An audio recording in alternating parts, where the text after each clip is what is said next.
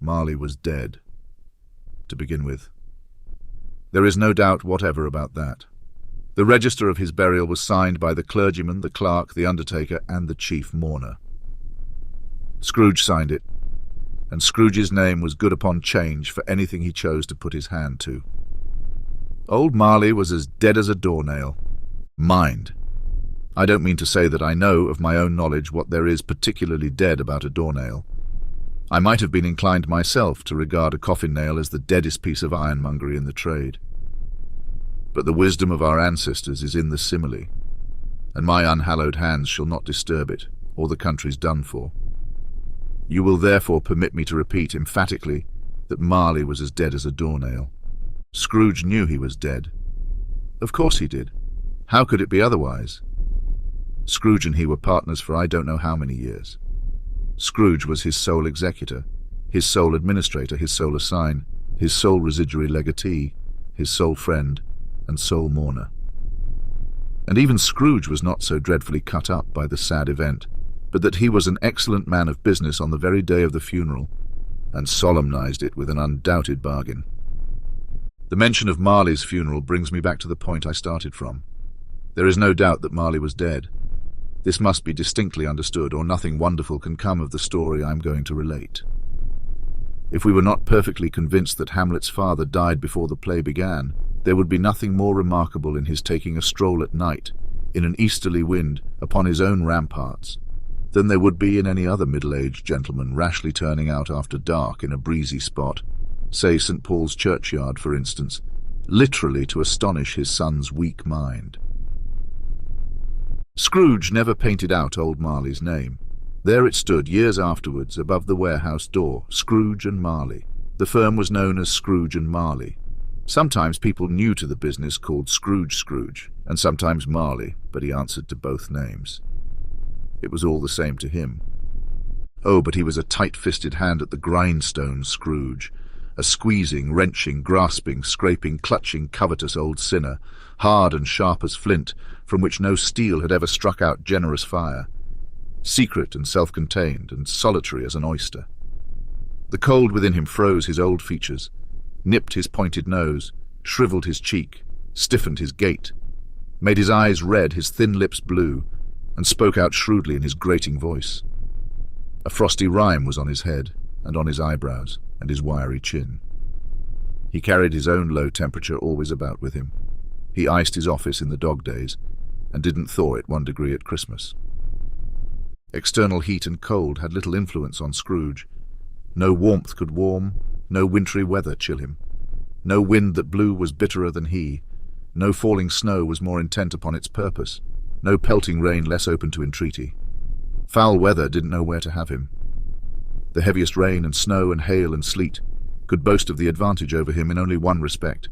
They often came down handsomely, and Scrooge never did.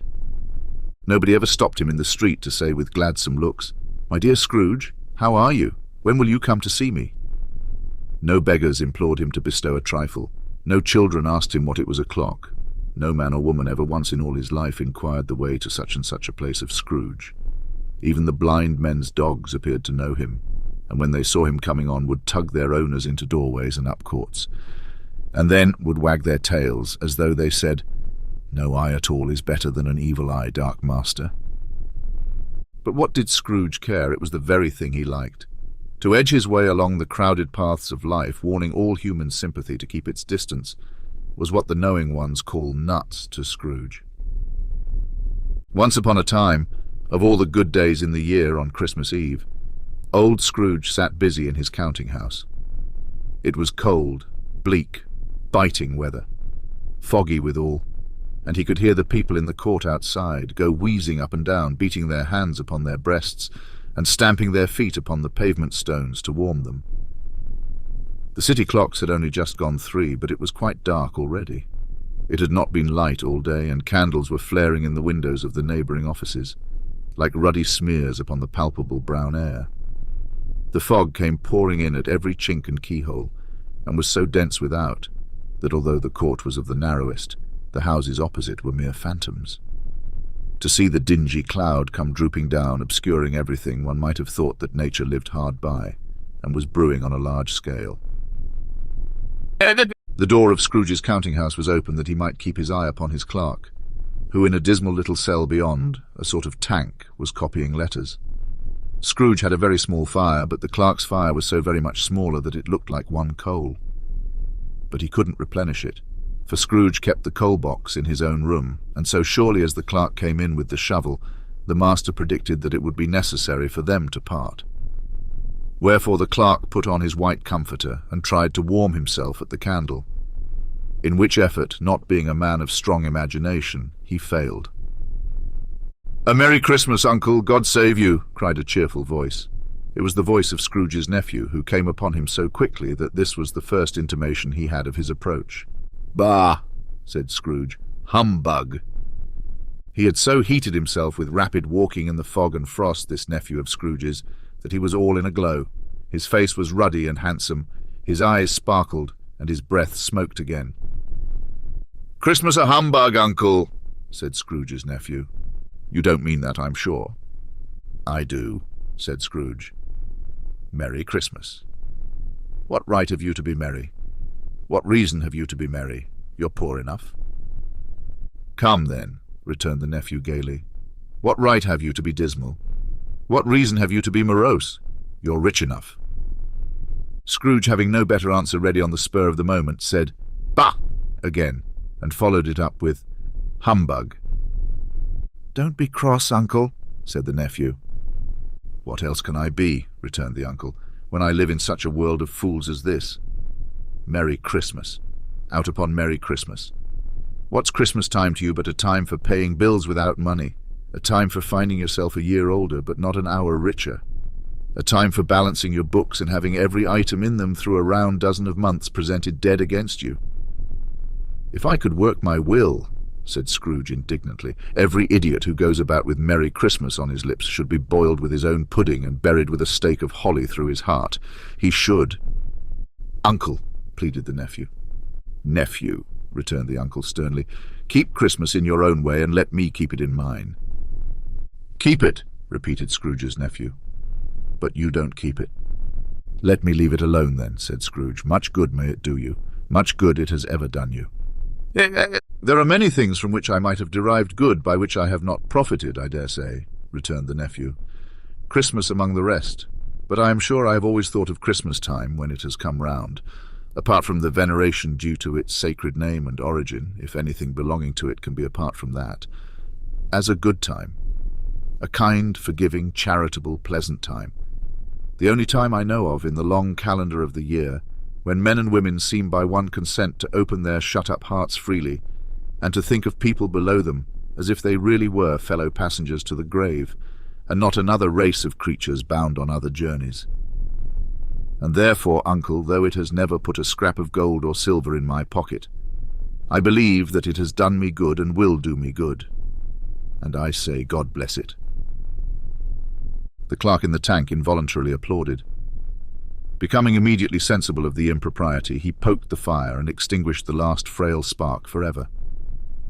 "Let me hear another sound from you," said Scrooge, "and you'll keep your Christmas by losing your situation. You're quite a powerful speaker, sir," he added, turning to his nephew. "I wonder you don't go into Parliament." "Don't be angry, Uncle. Come, dine with us tomorrow."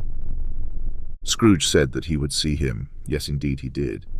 He went the whole length of the expression and said that he would see him in that extremity first.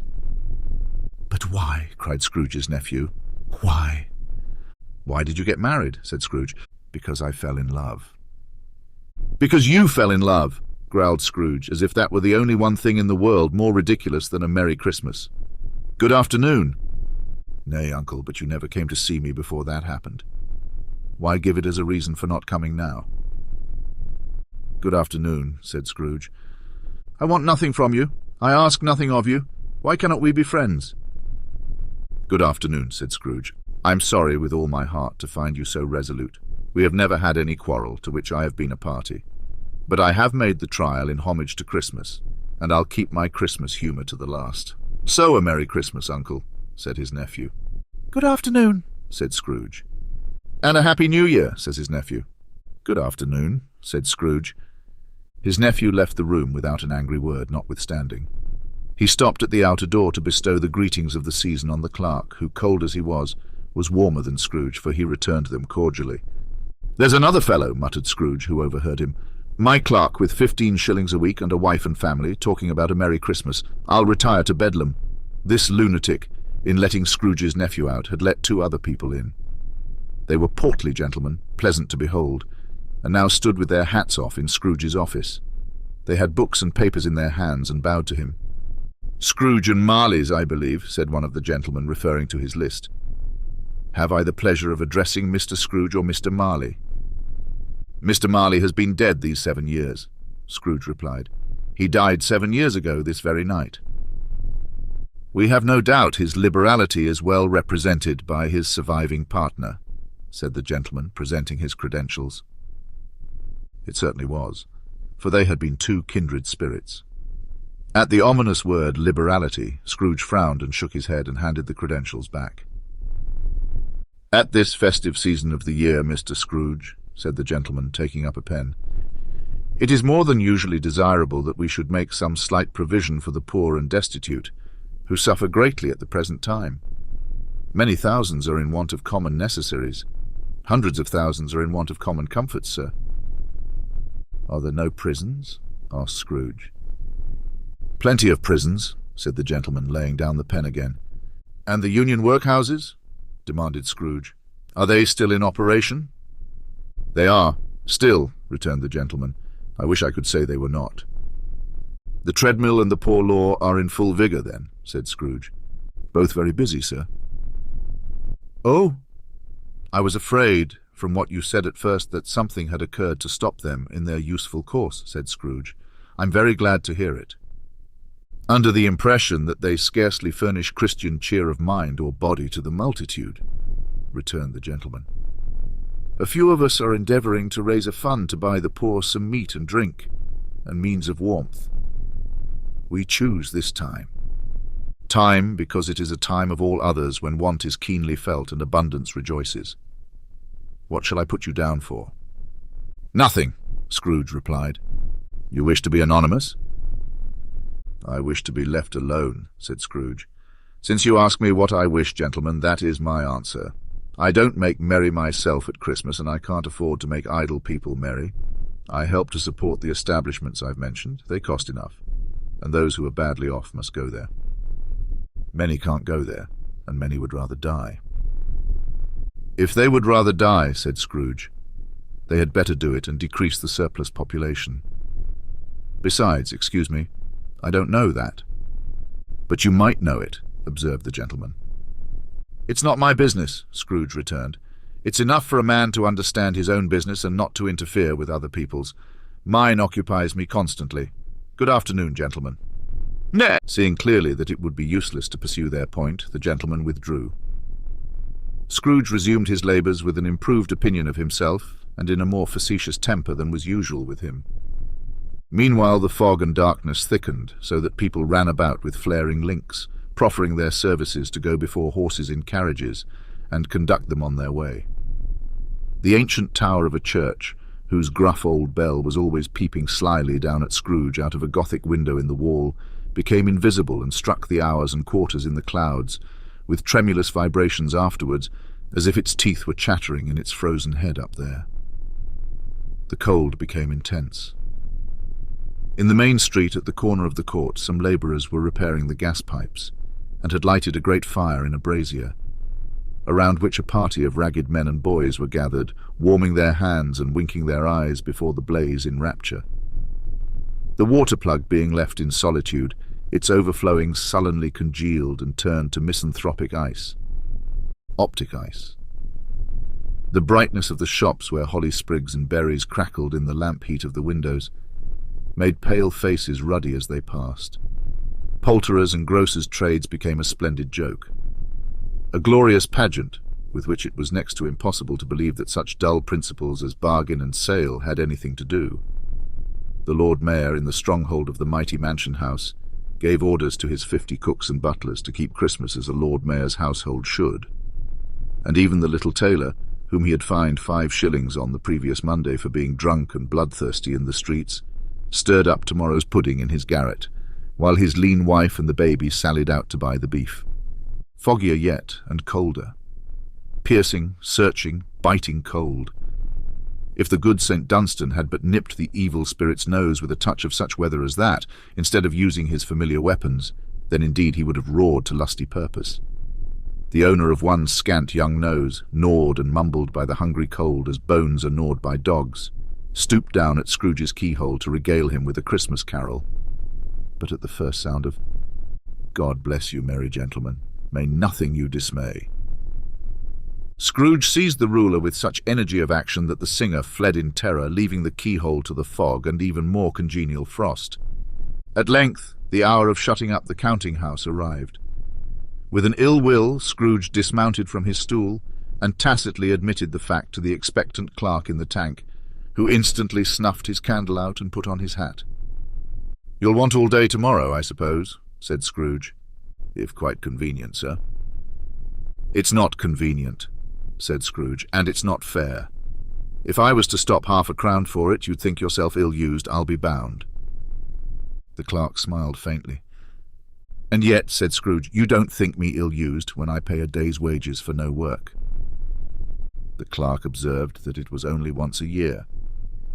"A poor excuse for picking a man's pocket every 25th of December," said Scrooge, buttoning his greatcoat to the chin.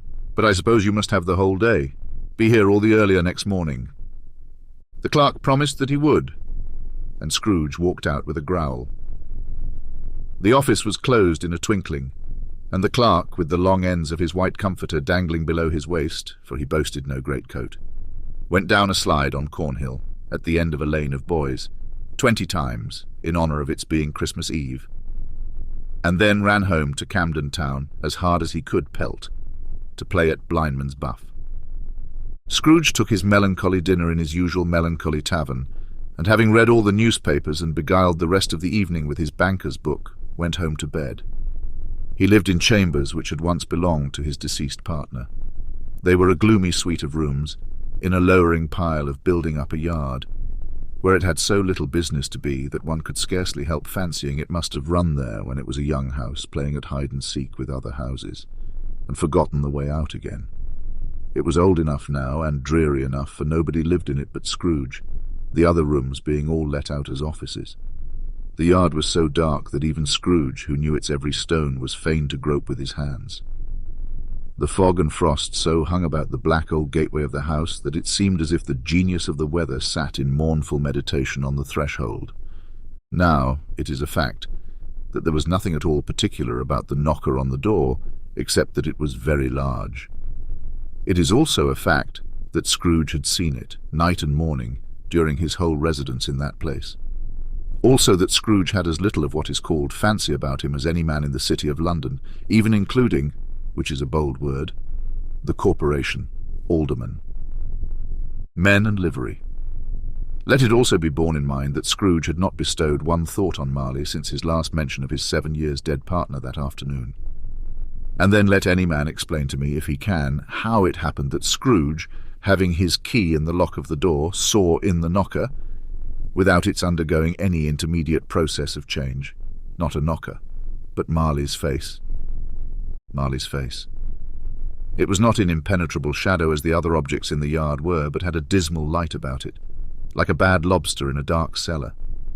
It was not angry or ferocious, but looked at Scrooge as Marley used to look, with ghostly spectacles turned up on its ghostly forehead. The hair was curiously stirred, as if by breath or hot air, and though the eyes were wide open, they were perfectly motionless.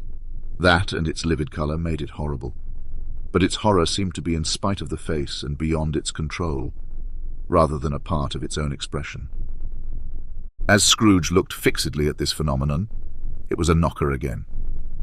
To say that he was not startled, or that his blood was not conscious of a terrible sensation to which it had been a stranger from infancy, would be untrue. But he put his hand upon the key he had relinquished, turned it sturdily, walked in, and lighted his candle. He did pause with a moment's irresolution before he shut the door, and he did look cautiously behind it first, as if he half expected to be terrified with the sight of Marley's pigtail sticking out into the hall. But there was nothing on the back of the door except the screws and nuts that held the knocker on, so he said, "Pooh, pooh!" and closed it with a bang. The sound resounded through the house like thunder. Every room above and every cask in the wine merchant's cellars below appeared to have a separate peal of echoes of its own. Scrooge was not a man to be frightened by echoes. He fastened the door and walked across the hall and up the stairs, slowly too. Trimming his candle as he went, you may talk vaguely about driving a coach and six up a good old flight of stairs or through a bad young Act of Parliament. But I mean to say you might have got a hearse up that staircase and taken it broadwise, with the splinter bar towards the wall and the door towards the balustrades, and done it easily. There was plenty of width for that, and room to spare, which is perhaps the reason why Scrooge thought he saw a locomotive hearse going on before him in the gloom. Half a dozen gas lamps out of the street wouldn't have lighted the entry too well, so you may suppose that it was pretty dark with Scrooge's dip. Up Scrooge went, not caring a button for that. Darkness is cheap, and Scrooge liked it. But before he shut his heavy door, he walked through his rooms to see that all was right. He had just enough recollection of the face to desire to do that. Sitting room, bedroom, lumber room, all as they should be. Nobody under the table, nobody under the sofa. A small fire in the grate, spoon and basin ready, and the little saucepan of gruel, Scrooge had a cold in his head, upon the hob. Nobody under the bed, nobody in the closet, nobody in his dressing gown, which was hanging up in a suspicious attitude against the wall. Lumber room as usual. Old fire guard, old shoes, 2 fish baskets, washing stand on 3 legs, and a poker. Quite satisfied, he closed his door and locked himself in. Double locked himself in, which was not his custom. Thus secured against surprise, he took off his cravat, put on his dressing gown and slippers and his nightcap, and sat down before the fire to take his gruel. It was a very low fire indeed, nothing on such a bitter night. He was obliged to sit close to it and brood over it before he could extract the least sensation of warmth from such a handful of fuel. The fireplace was an old one, built by some Dutch merchant long ago, and paved all around with quaint Dutch tiles, designed to illustrate the scriptures. There were Cains and Abels, Pharaoh's daughters, queens of Sheba, angelic messengers descending through the air on clouds like featherbeds, Abrahams, Belshazzars, apostles putting off to sea in butterboats, hundreds of figures to attract his thoughts. And yet that face of Marley, 7 years dead, came like the ancient prophet's rod, and swallowed up the whole. If each smooth tile had been a blank at first, with power to shape some picture on its surface from the disjointed fragments of his thoughts, there would have been a copy of old Marley's head on everyone.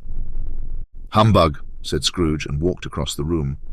After several turns he sat down again.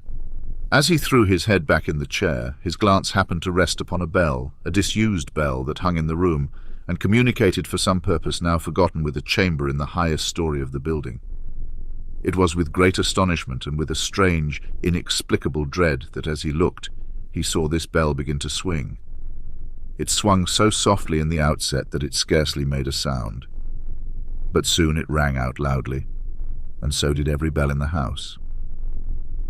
This might have lasted half a minute or a minute, but it seemed an hour. The bells ceased as they had begun, together. They were succeeded by a clanking noise deep down below, as if some person were dragging a heavy chain over the casks in the wine merchant's cellar. Scrooge then remembered to have heard that ghosts in haunted houses were described as dragging chains. The cellar door flew open with a booming sound, and then he heard the noise much louder on the floors below, then coming up the stairs, then coming straight towards his door. "It's humbug still," said Scrooge. "I won't believe it." His colour changed, though, when without a pause it came on through the heavy door and passed into the room before his eyes. Upon its coming in, the dying flame leaped up as though it cried, "I know him, Marley's ghost," and fell again. The same face, the very same, Marley in his pigtail, usual waistcoat, tights and boots, the tassels on the latter bristling like his pigtail, and his coat skirts and the hair upon his head. The chain he drew was clasped about his middle. It was long and wound about him like a tail, and it was made, for Scrooge observed it closely, of cash boxes, keys, padlocks, ledgers, deeds, and heavy purses wrought in steel. His body was transparent, so that Scrooge, observing him and looking through his waistcoat, could see the 2 buttons on his coat behind. Scrooge had often heard it said that Marley had no bowels, but he had never believed it until now. No, nor did he believe it even now, though he looked the phantom through and through and saw it standing before him, though he felt the chilling influence of its death-cold eyes, and marked the very texture of the folded kerchief bound about its head and chin, which wrapper he had not observed before. He was still incredulous, and fought against his senses. "How now?" said Scrooge, caustic and cold as ever. "What do you want with me?" "Much," Marley's voice, no doubt about it. "Who are you?" "Ask me who I was." "Who were you then?" said Scrooge, raising his voice. "You're particular for a shade." He was going to say, "to a shade," but substituted this, as more appropriate. "In life I was your partner, Jacob Marley." Can you sit down?" asked Scrooge, looking doubtfully at him. "I can." "Do it then." Scrooge asked the question because he didn't know whether a ghost so transparent might find himself in a condition to take a chair, and felt that in the event of its being impossible, it might involve the necessity of an embarrassing explanation.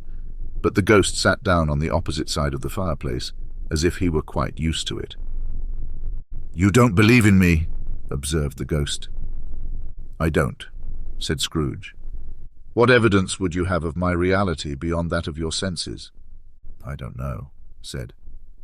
Scrooge asked, "Why do you doubt your senses?" "Because," said Scrooge, "a little thing affects them. A slight disorder of the stomach makes them cheats. You may be an undigested bit of beef, a blot of mustard, a crumb of cheese, a fragment of an underdone potato. There's more of gravy than of grave about you, whatever you are." Scrooge was not much in the habit of cracking jokes, nor did he feel in his heart by any means waggish then. The truth is that he tried to be smart, as a means of distracting his own attention and keeping down his terror, for the spectre's voice disturbed the very marrow in his bones. To sit, staring at those fixed glazed eyes in silence for a moment, would play, Scrooge felt, the very deuce with him. There was something very awful, too, in the spectre's being provided with an infernal atmosphere of its own. Scrooge could not feel it himself, but this was clearly the case. For though the ghost sat perfectly motionless, its hair, skirts, and tassels were still agitated as by the hot vapour from an oven. "You see this toothpick?" said Scrooge, returning quickly to the charge for the reason just assigned, and wishing, though it were only for a second, to divert the vision's stony gaze from himself. "I do," replied the ghost. "You're not looking at it," said Scrooge. "But I see it," said the ghost, notwithstanding. "Well," returned Scrooge, "I have but to swallow this, and be for the rest of my days persecuted by a legion of goblins, all of my own creation. Humbug, I tell you, humbug!" At this, the spirit raised a frightful cry and shook its chain with such a dismal and appalling noise that Scrooge held on tight to his chair to save himself from falling in a swoon. But how much greater was his horror when the phantom, taking off the bandage round its head as if it were too warm to wear indoors, its lower jaw dropped down upon its breast. Scrooge fell upon his knees and clasped his hands before his face. "Mercy," he said, "dreadful apparition, why do you trouble me?" "Man of the worldly mind," replied the ghost, "do you believe in me or not?" "I do," said Scrooge. "I must. But why do spirits walk the earth, and why do they come to me?" "It is required of every man," the ghost returned, "that the spirit within him should walk abroad among his fellow men, and travel far and wide. And if that spirit goes not forth in life, it is condemned to do so after death. It is doomed to wander through the world, oh, woe is me, and witness what it cannot share, but might have shared on earth, and turned to happiness." Again the spectre raised a cry and shook its chain and wrung its shadowy hands. "You are fettered," said Scrooge, trembling. "Tell me why." "I wear the chain I forged in life," replied the ghost. "I made it link by link and yard by yard. I girded it on of my own free will, and of my own free will I wore it. Is its pattern strange to you?" Scrooge trembled more and more. "Or would you know," pursued the ghost, "the weight and length of the strong coil you bear yourself? It was full as heavy and as long as this, 7 Christmas Eves ago. You have laboured on it since. It is a ponderous chain." Scrooge glanced about him on the floor, in the expectation of finding himself surrounded by some 50 or 60 fathoms of iron cable, but he could see nothing. "Jacob," he said imploringly. "Old Jacob Marley, tell me more. Speak comfort to me, Jacob." "I have none to give," the ghost replied. "It comes from other regions, Ebenezer Scrooge, and is conveyed by other ministers to other kinds of men. Nor can I tell you what I would. A very little more is all permitted to me. I cannot rest, I cannot stay, I cannot linger anywhere. My spirit never walked beyond our counting-house. Mark me, in life my spirit never roved beyond the narrow limits of our money-changing hole, and weary journeys lie before me." It was a habit with Scrooge, whenever he became thoughtful, to put his hands in his breeches pockets. Pondering on what the ghost had said, he did so now, but without lifting up his eyes, or getting off his knees. "You must have been very slow about it, Jacob," Scrooge observed in a business-like manner, though with humility and deference. "Slow," the ghost repeated. 7 years dead," mused Scrooge, "and travelling all the time." "The whole time," said the ghost. "No rest, no peace, incessant torture of remorse."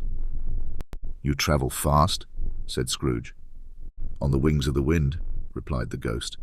"You might have got over a great quantity of ground in 7 years," said Scrooge. The ghost, on hearing this, set up another cry, and clanked its chain so hideously in the dead silence of the night that the ward would have been justified in indicting it for a nuisance. "Oh, captive bound and double-ironed," cried the phantom, "not to know that ages of incessant labour by immortal creatures for this earth must pass into eternity before the good of which it is susceptible is all developed. Not to know that any Christian spirit working kindly in its little sphere, whatever it may be, will find its mortal life too short for its vast means of usefulness. Not to know that no space of regret can make amends for one life's opportunity misused. Yet such was I. Oh, such was I." "But you were always a good man of business, Jacob," faltered Scrooge, who now began to apply this to himself. "Business!" cried the ghost, wringing its hands again. "Mankind was my business. The common welfare was my business. Charity, mercy, forbearance, and benevolence were all my business. The dealings of my trade were but a drop of water in the comprehensive ocean of my business." It held up its chain at arm's length, as if that were the cause of all its unavailing grief, and flung it heavily upon the ground again. "At this time of the rolling year," the spectre said, "I suffer most. Why did I walk through crowds of fellow beings with my eyes turned down?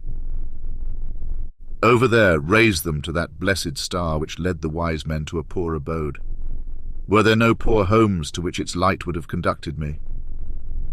Scrooge was very much dismayed to hear the spectre going on at this rate, and began to quake exceedingly. "Hear me!" cried the ghost. "My time is nearly gone." "I will," said Scrooge. "But don't be hard upon me. Don't be flowery, Jacob, pray. How it is that I appear before you in a shape that you can see, I may not tell. I have sat invisible beside you many and many a day." It was not an agreeable idea. Scrooge shivered and wiped the perspiration from his brow. "That is no light part of my penance," pursued the ghost. "I am here tonight to warn you that you have yet a chance and hope of escaping my fate, a chance and hope of my procuring Ebenezer." "You were always a good friend to me," said Scrooge. "Thank you." "You will be haunted," resumed the ghost, "by 3 spirits." Scrooge's countenance fell almost as low as the ghost's had done. "Is that the chance and hope you mentioned, Jacob?" he demanded in a faltering voice. "It is. I think I'd rather not," said Scrooge. "Without their visits," said the ghost, "you cannot hope to shun the path I tread. Expect the first tomorrow when the bell tolls one." "Couldn't I take them all at once and have it over, Jacob?" hinted Scrooge. "Expect the second on the next night at the same hour, the third upon the next night when the last stroke of 12 has ceased to vibrate. Look to see me no more, and look that, for your own sake, you remember what has passed between us." When it had said these words, the spectre took its wrapper from the table and bound it round its head as before. Scrooge knew this by the smart sound its teeth made when the jaws were brought together by the bandage. He ventured to raise his eyes again and found his supernatural visitor confronting him in an erect attitude with its chain wound over and about its arm. The apparition walked backward from him, and at every step it took, the window raised itself a little, so that when the spectre reached it, it was wide open, It beckoned Scrooge to approach, which he did. When they were within 2 paces of each other, Marley's ghost held up its hand, warning him to come no nearer. Scrooge stopped. Not so much in obedience as in surprise and fear, for on the raising of the hand he became sensible of confused noises in the air, incoherent sounds of lamentation and regret, wailings inexpressibly sorrowful and self-accusatory. The spectre, after listening for a moment, joined in the mournful dirge and floated out upon the bleak, dark night. Scrooge followed to the window, desperate in his curiosity. He looked out. The air was filled with phantoms, wandering hither and thither in restless haste and moaning as they went. Every one of them wore chains like Marley's ghost. Some few, they might be guilty governments, were linked together. None were free. Many had been personally known to Scrooge in their lives. He had been quite familiar with one old ghost in a white waistcoat, with a monstrous iron safe attached to its ankle, who cried piteously at being unable to assist a wretched woman with an infant, whom it saw below, upon a doorstep. The misery with them all was, clearly, that they sought to interfere, for good, in human matters, and had lost the power forever. Whether these creatures faded into mist or mist enshrouded them, he could not tell. But they and their spirit voices faded together, and the night became as it had been when he walked home. Scrooge closed the window and examined the door by which the ghost had entered.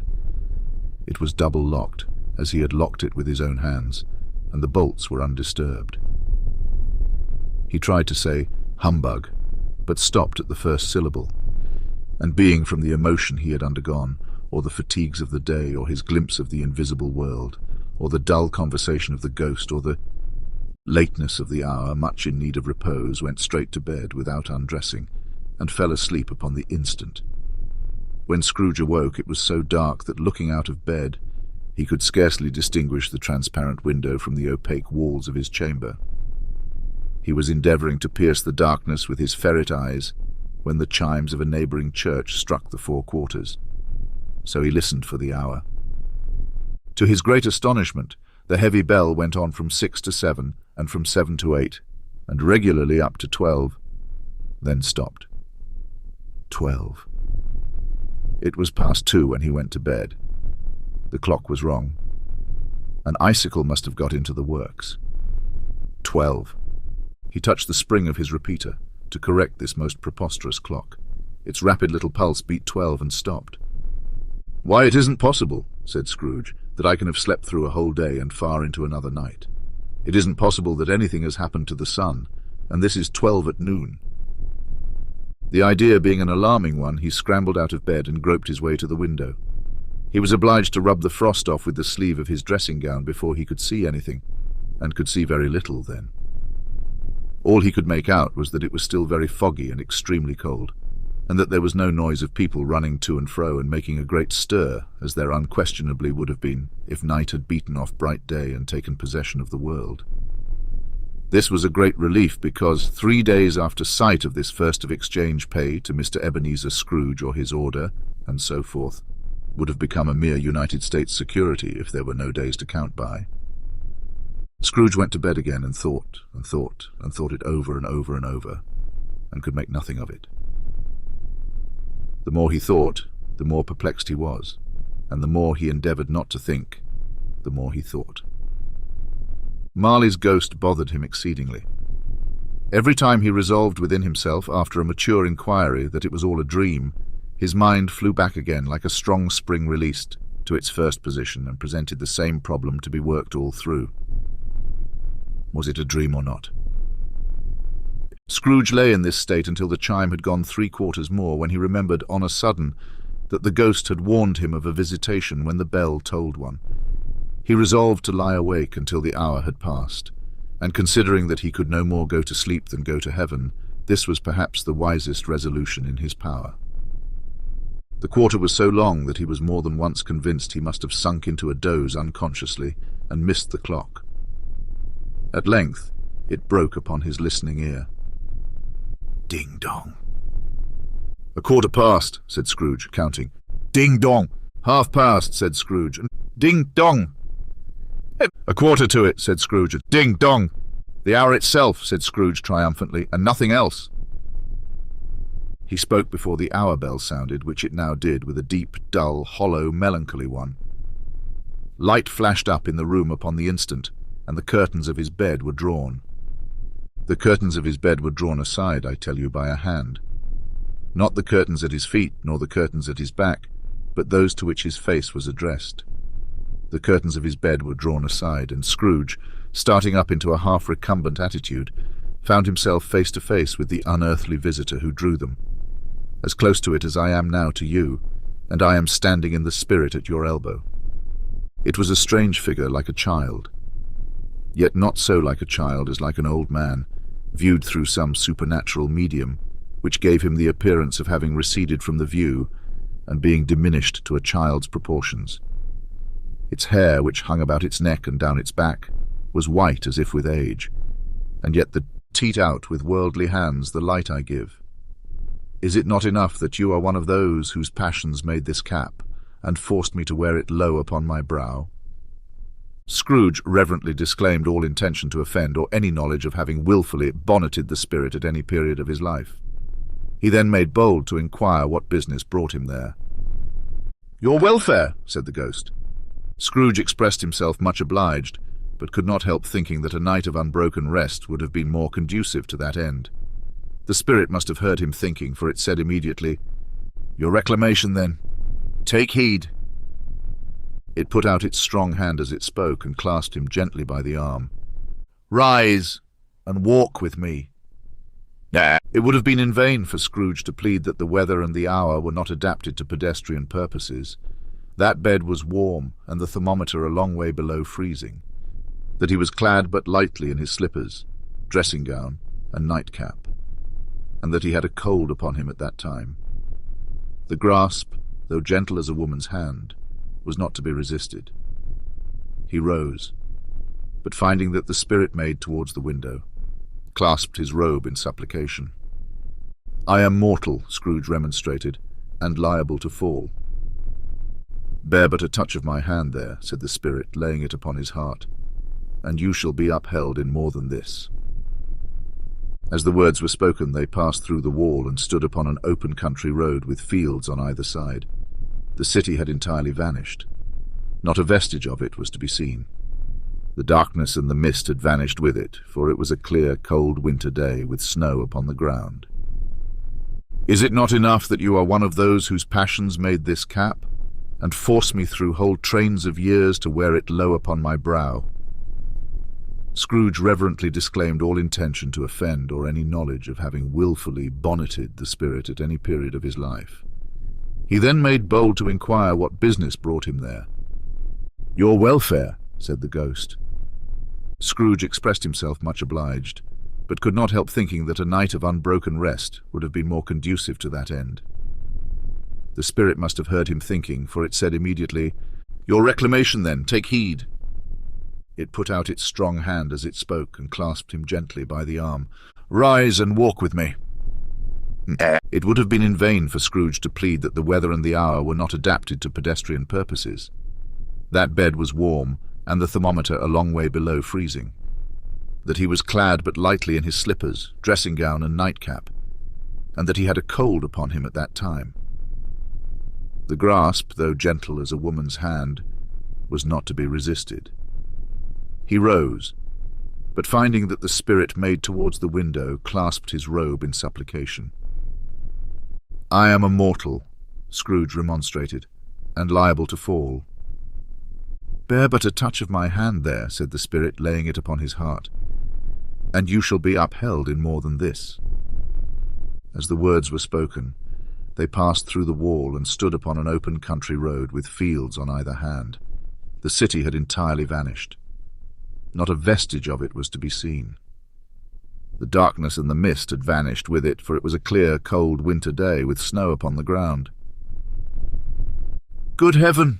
said Scrooge, clasping his hands together as he looked about him.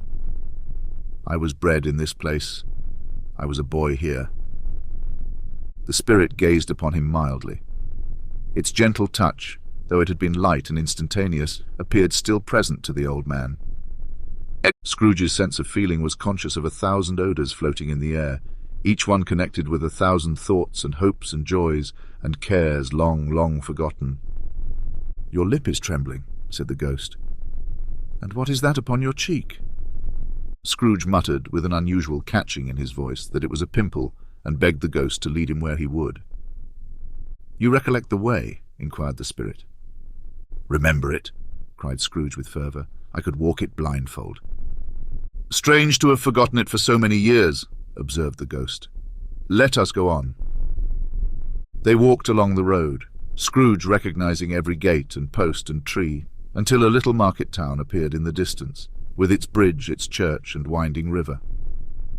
Some shaggy ponies now were seen trotting towards them with boys upon their backs, who called to other boys in country gigs and carts driven by farmers.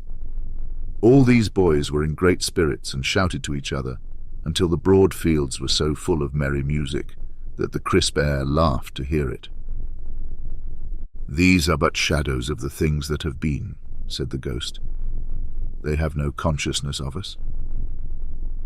The jocund travellers came on, and as they came, Scrooge knew and named them every one. Why was he rejoiced beyond all bounds to see them? Why did his cold eye glisten and his heart leap up as they went past? Why was he filled with gladness when he heard them give each other Merry Christmas as they parted at crossroads and byways for their several homes? What was Merry Christmas to Scrooge? Out upon Merry Christmas. What good had it ever done to him? "The school is not quite deserted," said the ghost. "A solitary child neglected by his friends is left there still."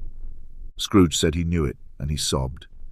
They left the high road by a well-remembered lane, and soon approached a mansion of dull red brick, with a little weathercock-surmounted cupola on the roof, and a bell hanging in it. It was a large house, but one of broken fortunes, for the spacious offices were little used, their walls were damp and mossy, their windows broken and their gates decayed. Fowls clucked and strutted in the stables, and the coach-houses and sheds were overrun with grass. Nor was it more retentive of its ancient state within. For entering the dreary hall and glancing through the open doors of many rooms, they found them poorly furnished, cold and vast. There was an earthy savour in the air, a chilly bareness in the place, which associated itself somehow with too much getting up by candlelight, and not too much to eat. They went, the ghost and Scrooge, across the hall, to a door at the back of the house. It opened before them, and disclosed a long, bare, melancholy room, made barer still by lines of plain deal forms and desks. At one of these a lonely boy was reading near a feeble fire, and Scrooge sat down upon a form, and wept to see his poor forgotten self as he used to be. Not a latent echo in the house, not a squeak and scuffle from the mice behind the panelling, not a drip from the half-thawed waterspout in the dull yard behind, not a sigh among the leafless boughs of one despondent poplar, not the idle swinging of an empty storehouse door, no, not a clicking in the fire. But it fell upon the heart of Scrooge with a softening influence, and gave a freer passage to his tears. The spirit touched him on the arm and pointed to his younger self, intent upon his reading. Suddenly a man in foreign garments, wonderfully real and distinct to look at, stood outside the window, with an axe stuck in his belt, and leading by the bridle an ass laden with wood. "Why, it's Ali Baba!" Scrooge exclaimed in ecstasy. "It's dear old honest Ali Baba. Yes, yes, I know. One Christmas time, when yonder solitary child was left here all alone, he did come for the first time just like that. Poor boy. And Valentine," said Scrooge, "and his wild brother Orson, there they go. And what's his name, who was put down in his drawers asleep at the gate of Damascus? Don't you see him? And the Sultan's groom turned upside down by the genii, there he is upon his head. Serve him right, I'm glad of it." What business had he to be married to the princess? To hear Scrooge expending all the earnestness of his nature on such subjects, in a most extraordinary voice between laughing and crying, and to see his heightened and excited face, would have been a surprise to his business friends in the city indeed. "There's the parrot!" cried Scrooge. "Green body and yellow tail, with a thing like a lettuce growing out of the top of his head. There he is. Poor Robin Crusoe, he called him when he came home again after sailing around the island." Poor Robin Crusoe. Where have you been, Robin Crusoe? The man thought he was dreaming, but he wasn't. It was the parrot, you know. There goes Friday, running for his life to the little creek. Hello, hoop, halloo. Then, with a rapidity of transition very foreign to his usual character, he said, in pity for his former self, "Poor boy," and cried again. "I wish," Scrooge muttered, putting his hand in his pocket and looking about him after drying his eyes with his cuff, "but it's too late now." "What is the matter?" asked the spirit. "Nothing," said Scrooge. "Nothing. There was a boy singing a Christmas carol at my door last night. I should like to have given him something, that's all." The ghost smiled thoughtfully and waved its hand, saying as it did so, "Let us see another Christmas." Scrooge's former self grew larger at the words, and the room became a little darker and more dirty. The panels shrunk, the windows cracked. Fragments of plaster fell out of the ceiling, and the naked laths were shown instead. But how all this was brought about, Scrooge knew no more than you do. He only knew that it was quite correct, that everything had happened so, that there he was, alone again when all the other boys had gone home for the jolly holidays. He was not reading now, but walking up and down despairingly. Scrooge looked at the ghost, and with a mournful shaking of his head glanced anxiously towards the door. It opened, and a little girl, much younger than the boy, came darting in, and putting her arms about his neck and often kissing him, addressed him as her "dear, dear brother." "I have come to bring you home, dear brother," said the child, clapping her tiny hands and bending down to laugh. "To bring you home, home, home." "Home, little Fan?" returned the boy. "Yes," said the child, brimful of glee. "Home for good and all, home for ever and ever. Father is so much kinder than he used to be that home's like heaven. He spoke so gently to me one dear night when I was going to bed that I was not afraid to ask him once more if you might come home. And he said, yes, you should, and sent me in a coach to bring you. And you're to be a man," said the child, opening her eyes, "and are never to come back here. But first we're to be together all the Christmas long and have the merriest time in all the world." "You are quite a woman, little Fan," exclaimed the boy. She clapped her hands and laughed and tried to touch his head, but being too little, laughed again and stood on tiptoe to embrace him. Then she began to drag him, in her childish eagerness, towards the door, and he, nothing loath to go, accompanied her. A terrible voice in the hall cried, "Bring down Master Scrooge's box there," and in the hall appeared the schoolmaster himself, who glared on Master Scrooge with a ferocious condescension and threw him into a dreadful state of mind by shaking hands with him. He then conveyed him and his sister into the veriest old well of a shivering best parlour that ever was seen, where the maps upon the wall and the celestial and terrestrial globes in the windows were waxy with cold. Here he produced a decanter of curiously light wine and a block of curiously heavy cake, and administered instalments of those dainties to the young people, at the same time sending out a meagre servant to offer a glass of something to the postboy, who answered that he thanked the gentleman, but if it was the same tap as he had tasted before, he had rather not.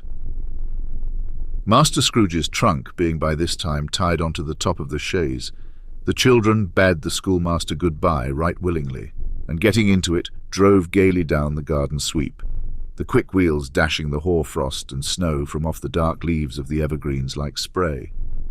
"Always a delicate creature whom a breath might have withered," said the ghost, "but she had a large heart." "So she had," cried Scrooge. "You're right. I will not gainsay it, spirit. God forbid."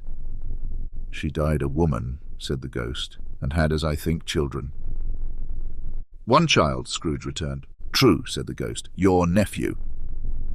Scrooge seemed uneasy in his mind and answered briefly, "Yes."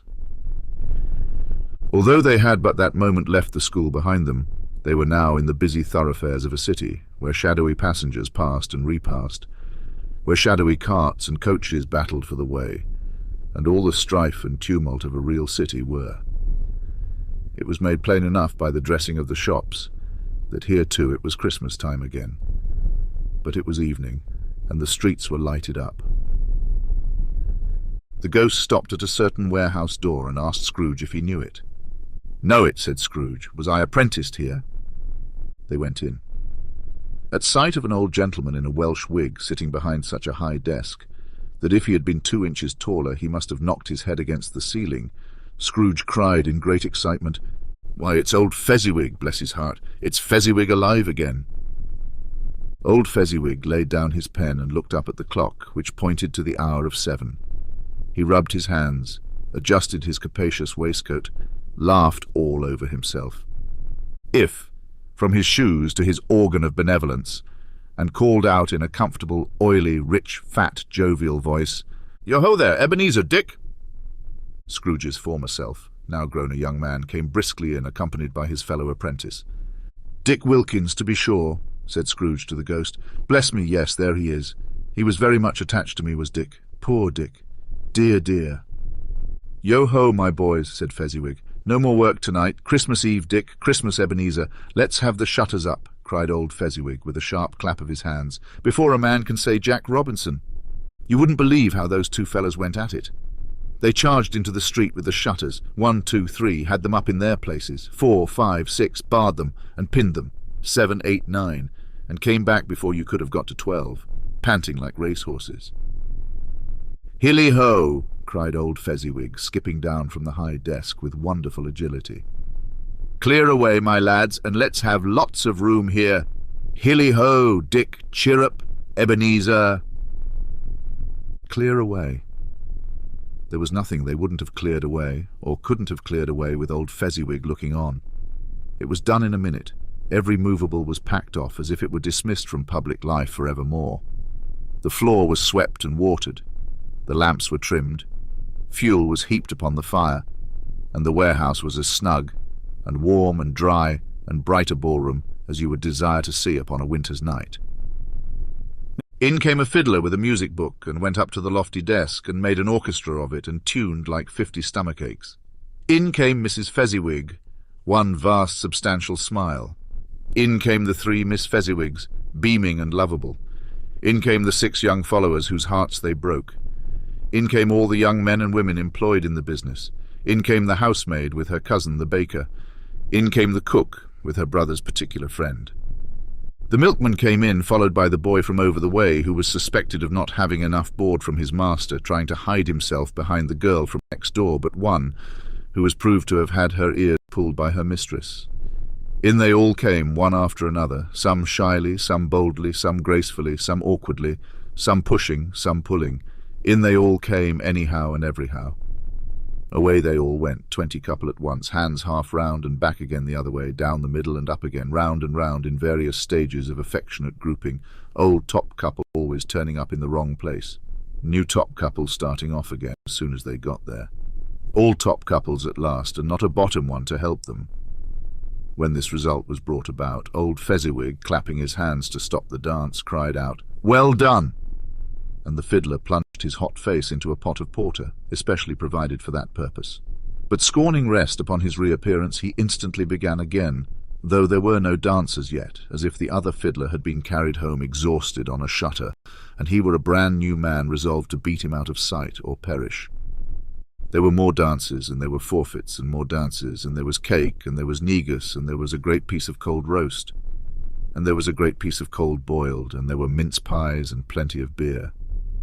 But the great effect of the evening came after the roast and boiled, when the fiddler, an artful dog mind, the sort of man who knew his business better than you or I could have told it to him, struck up Sir Roger de Coverley.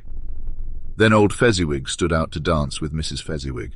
Top couple, too, with a good stiff piece of work cut out for them, 3 or 4 and 20 pair of partners, people who were not to be trifled with, people who would dance and had no notion of walking. But if they had been twice as many, 4 times, old Fezziwig would have been a match for them, and so would Mrs. Fezziwig. As to her, she was worthy to be his partner in every sense of the term. If that's not high praise, tell me higher, and I'll use it. A positive light appeared to issue from Fezziwig's calves. They shone in every part of the dance like moons. You couldn't have predicted, at any given time, what would have become of them next. And when old Fezziwig and Mrs. Fezziwig had gone all through the dance, advance and retire, both hands to your partner, bow and curtsy, corkscrew, thread the needle, and back again to your place. Fezziwig cut so deftly that he appeared to wink with his legs and came upon his feet again without a stagger. Ziwig would have been a match for them, and so would Mrs. Fezziwig. As to her, She was worthy to be his partner in every sense of the term. If that's not high praise, tell me higher and I'll use it. A positive light appeared to issue from Fezziwig's calves. They shone in every part of the dance like moons. You couldn't have predicted at any given time what would have become of them next. And when old Fezziwig and Mrs. Fezziwig had gone all through the dance, advance and retire both hands to your partner, bow and curtsy, corkscrew, thread the needle, and back again to your place. Fezziwig cut so deftly that he appeared to wink with his legs, and came upon his feet again without a stagger. When the clock struck 11, this domestic ball broke up. Mr. and Mrs. Fezziwig took their stations, one on either side of the door, and shaking hands with every person individually as he or she went out, wished him or her a Merry Christmas. When everybody had retired but the two apprentices, they did the same to them, and thus the cheerful voices died away, and the lads were left to their beds, which were under a counter in the back shop. During the whole of this time, Scrooge had acted like a man out of his wits. His heart and soul were in the scene, and with his former self he corroborated everything, remembered everything, enjoyed everything, and underwent the strangest agitation.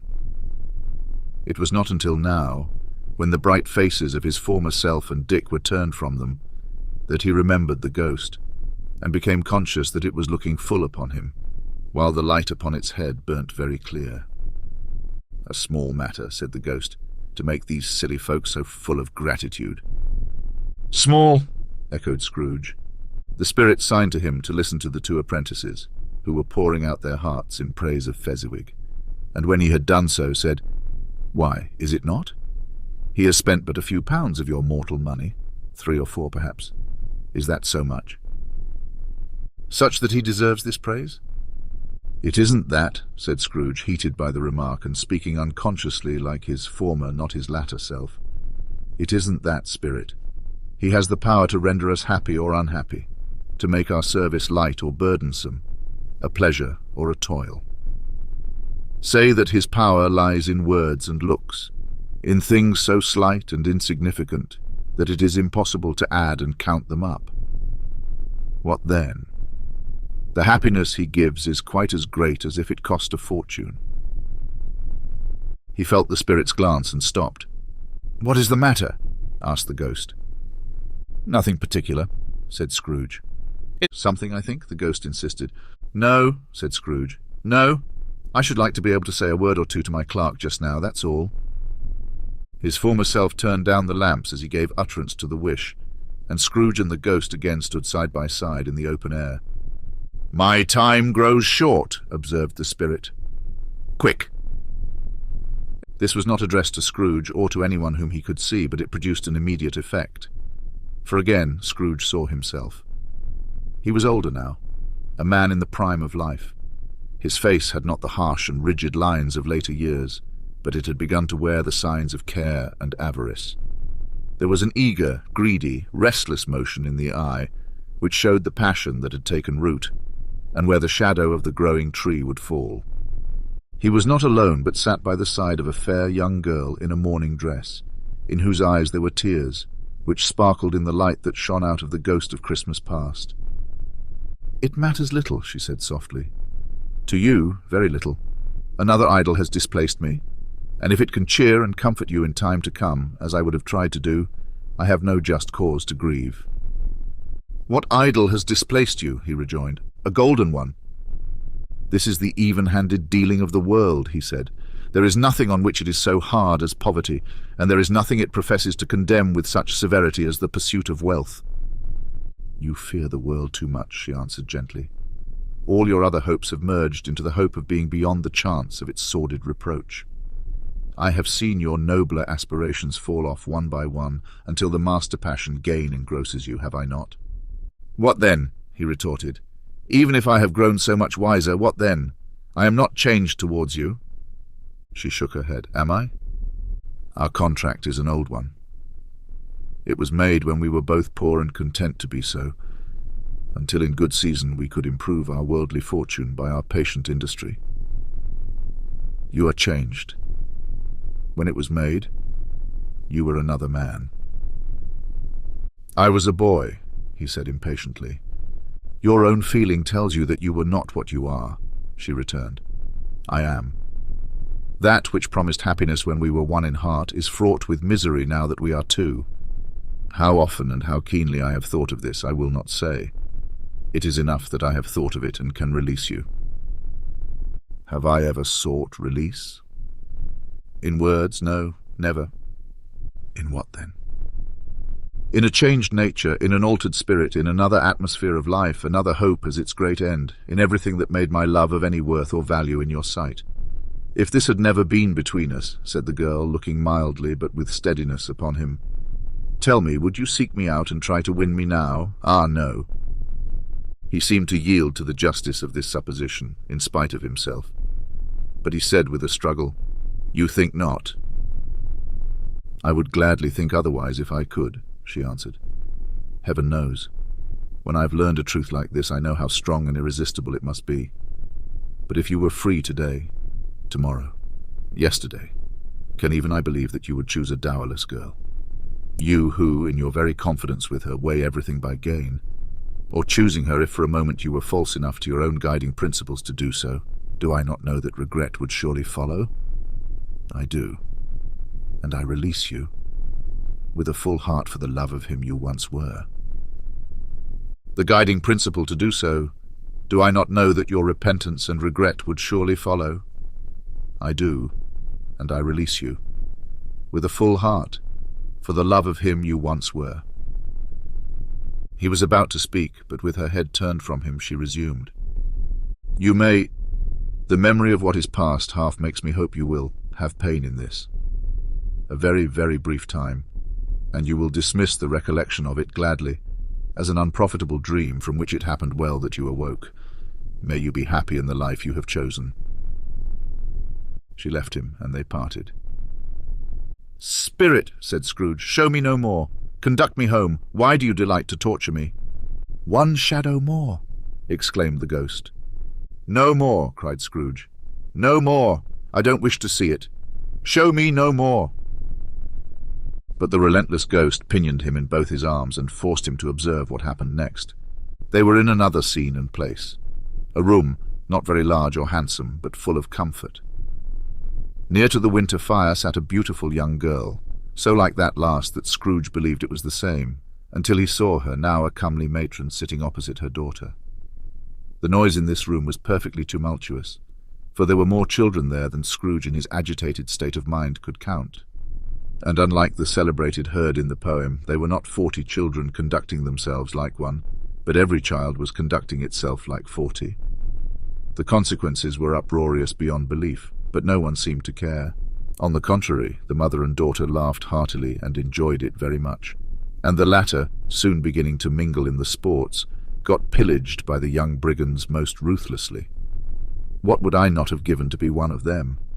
Though I never could have been so rude, no, I wouldn't for the wealth of all the world have crushed that braided hair and torn it down, and for the precious little shoe, I wouldn't have plucked it off, God bless my soul, to save my life. As to measuring her waist in sport, as they did, bold young brood, I couldn't have done it.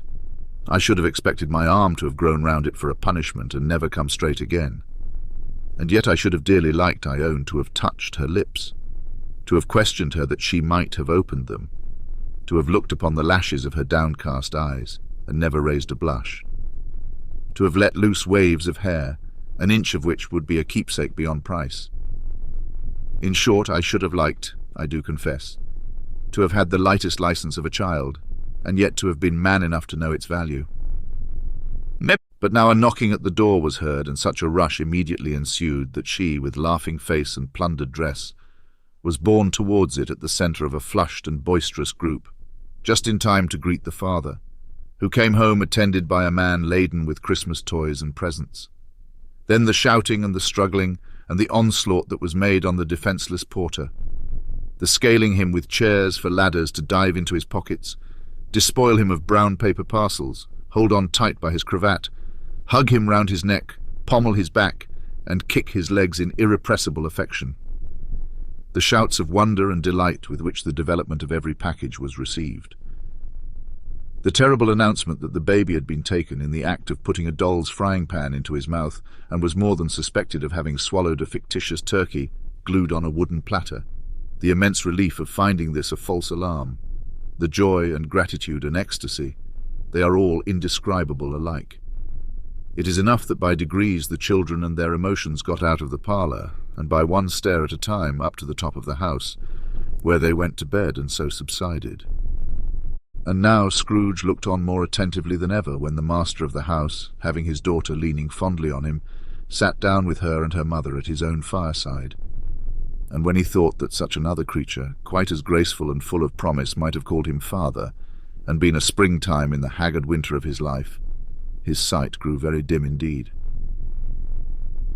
"Belle," said the husband, turning to his wife with a smile, "I saw an old friend of yours this afternoon." "Who was it?" "Guess."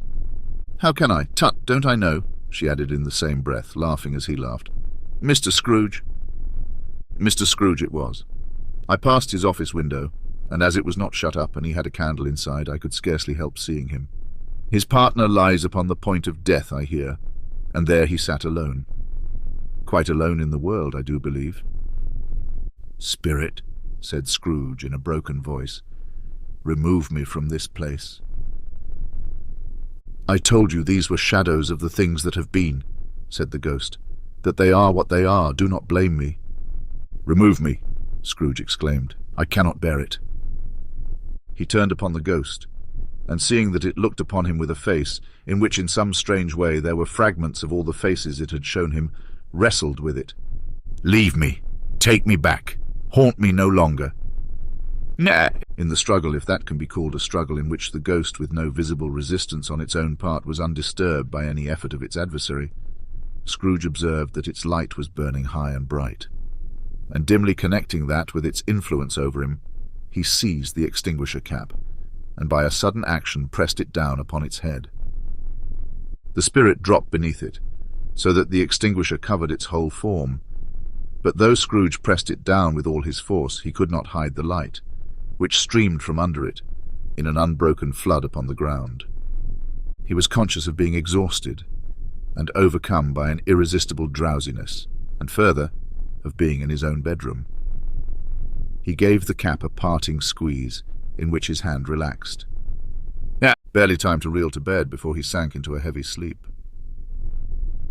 Awaking in the middle of a prodigiously tough snore and sitting up in bed to get his thoughts together, Scrooge had no occasion to be told that the bell was again upon the stroke of 1. He felt that he was restored to consciousness in the right nick of time, for the especial purpose of holding a conference with the second messenger dispatched to him through Jacob Marley's intervention.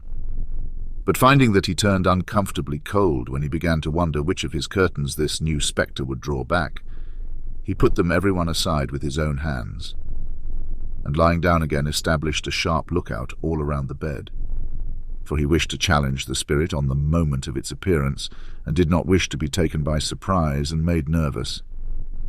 Gentlemen of the free and easy sort, who plume themselves on being acquainted with a move or two, and being usually equal to the time of day, express the wide range of their capacity for adventure by observing that they are good for anything from pitch and toss to manslaughter, between which opposite extremes, no doubt, there lies a tolerably wide and comprehensive range of subjects. Without venturing for Scrooge quite as hardily as this, I don't mind calling on you to believe that he was ready for a good broad field of strange appearances, and that nothing between a baby and a rhinoceros would have astonished him very much. Now, being prepared for almost anything, he was not by any means prepared for nothing, and consequently, when the bell struck 1 and no shape appeared, he was taken with a violent fit of trembling. 5 minutes, 10 minutes, a quarter of an hour went by, yet nothing came. All this time he lay upon his bed, the very core and centre of a blaze of ruddy light, which streamed upon it when the clock proclaimed the hour, and which, being only light, was more alarming than a dozen ghosts. As he was powerless to make out what it meant, or would be at, and was sometimes apprehensive that he might be at that very moment an interesting case of spontaneous combustion, without having the consolation of knowing it. At last, however, he began to think as you or I would have thought at first, for it is always the person not in the predicament who knows what ought to have been done in it, and would unquestionably have done it too, at last I say. He began to think that the source and secret of this ghostly light might be in the adjoining room, from whence, on further tracing it, it seemed to shine. This idea taking full possession of his mind, he got up softly and shuffled in his slippers to the door. The moment Scrooge's hand was on the lock, a strange voice called him by his name and bade him enter. He obeyed. It was his own room, there was no doubt about that. But it had undergone a surprising transformation. The walls and ceiling were so hung with living green that it looked a perfect grove, from every part of which bright gleaming berries glistened. The crisp leaves of holly, mistletoe, and ivy reflected back the light, as if so many little mirrors had been scattered there, and such a mighty blaze went roaring up the chimney as that dull petrification of a hearth had never known in Scrooge's time, or Marley's, or for many and many a winter season gone. Heaped up on the floor to form a kind of throne were turkeys, geese, game, poultry, brawn, great joints of meat, sucking pigs, long wreaths of sausages, mince pies, plum puddings, barrels of oysters, red-hot chestnuts, cherry-cheeked apples, juicy oranges, luscious pears, immense twelfth cakes, and seething bowls of punch that made the chamber dim with their delicious steam. In easy state upon this couch there sat a jolly giant, glorious to see, who bore a glowing torch in shape not unlike Plenty's horn, and held it up high up to shed its light on Scrooge as he came peeping round the door. "Come in!" exclaimed the ghost. "Come in, and know me better, man."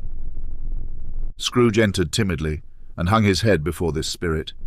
He was not the dogged Scrooge he had been, and though the spirit's eyes were clear and kind, he did not like to meet them. "I am the ghost of Christmas present," said the spirit. "Look upon me." Scrooge reverently did so. It was clothed in one simple green robe or mantle bordered with white fur. This garment hung so loosely on the figure that its capacious breast was bare, as if disdaining to be warded or concealed by any artifice. Its feet, observable beneath the ample folds of the garment, were also bare, and on its head it wore no other covering than a holly wreath, set here and there with shining icicles. Its dark brown curls were long and free as its genial face, its sparkling eye, its open hand, its cheery voice, its unconstrained demeanour, and its joyful air. Girded around its middle was an antique scabbard, but no sword was in it, and the ancient sheath was eaten up with rust. "You have never seen the like of me before," exclaimed the spirit. "Never," Scrooge made answer to it. "Have never walked forth with the younger members of my family, meaning, for I am very young, my elder brothers born in these later years?" pursued the phantom. "I don't think I have," said Scrooge. "I'm afraid I have not. Have you had many brothers, spirit?" "More than 1,800, said the ghost. "A tremendous family to provide for," muttered Scrooge. The ghost of Christmas present rose. "Spirit," said Scrooge submissively, "conduct me where you will. I went forth last night on compulsion, and I learned a lesson which is working now. Tonight, if you have anything to teach me, let me profit by it. Touch my robe." Scrooge did as he was told and held it fast. Holly, mistletoe, red berries, ivy, turkeys, geese, game, poultry, brawn, meat, pigs, sausages, oysters, pies, puddings, fruit, and punch all vanished instantly. So did the room, the fire, the ruddy glow, the hour of night, and they stood in the city streets on Christmas morning where, for the weather was severe, the people made a rough but brisk and not unpleasant kind of music in scraping the snow from the pavement in front of their dwellings, and from the tops of their houses, whence it was mad delight to the boys to see it come plumping down into the road below and splitting into artificial little snowstorms. The house fronts looked black enough, and the windows blacker, contrasting with the smooth white sheet of snow upon the roofs, and with the dirtier snow upon the ground, which last deposit had been ploughed up in deep furrows by the heavy wheels of carts and wagons, furrows that crossed and recrossed each other hundreds of times where the great streets branched off and made intricate channels hard to trace in the thick yellow mud and icy water. The sky was gloomy, and the shortest streets were choked up with a dingy mist, half-thawed, half-frozen, whose heavier particles descended in a shower of sooty atoms, as if all the chimneys in Great Britain had, by one consent, caught fire and were blazing away to their dear hearts' content. There was nothing very cheerful in the climate or the town.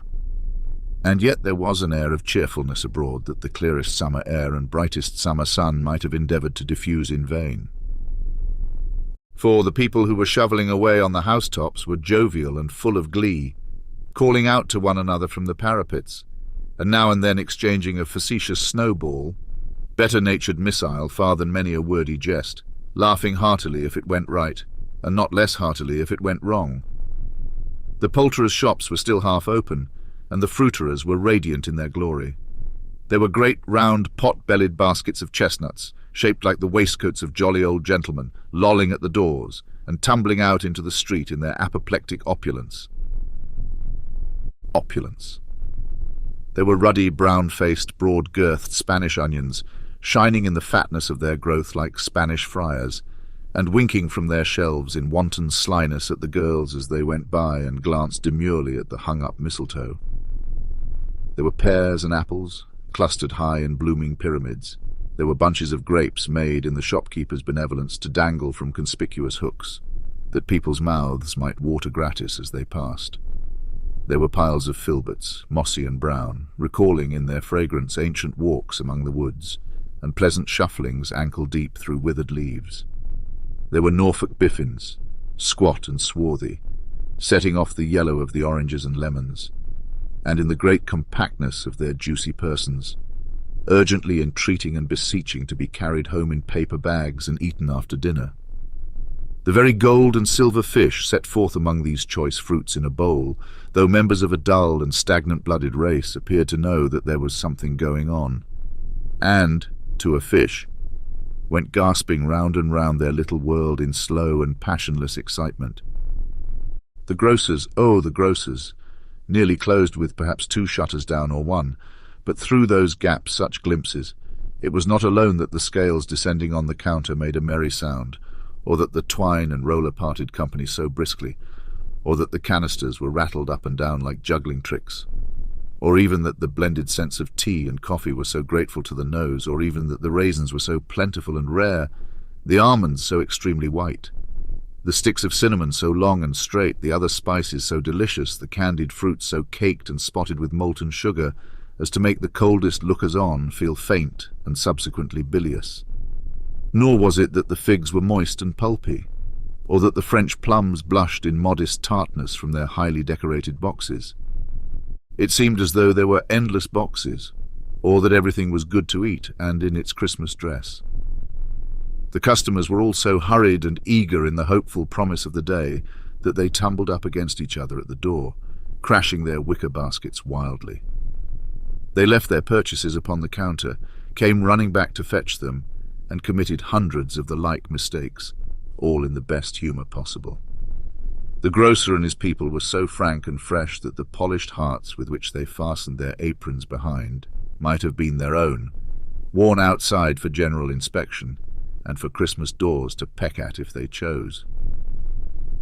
But soon the steeples called good people all to church and chapel, and away they came, flocking through the streets in their best clothes and with their gayest faces. At the same time there emerged from scores of by-streets, lanes, and nameless turnings innumerable people carrying their dinners to the bakers' shops.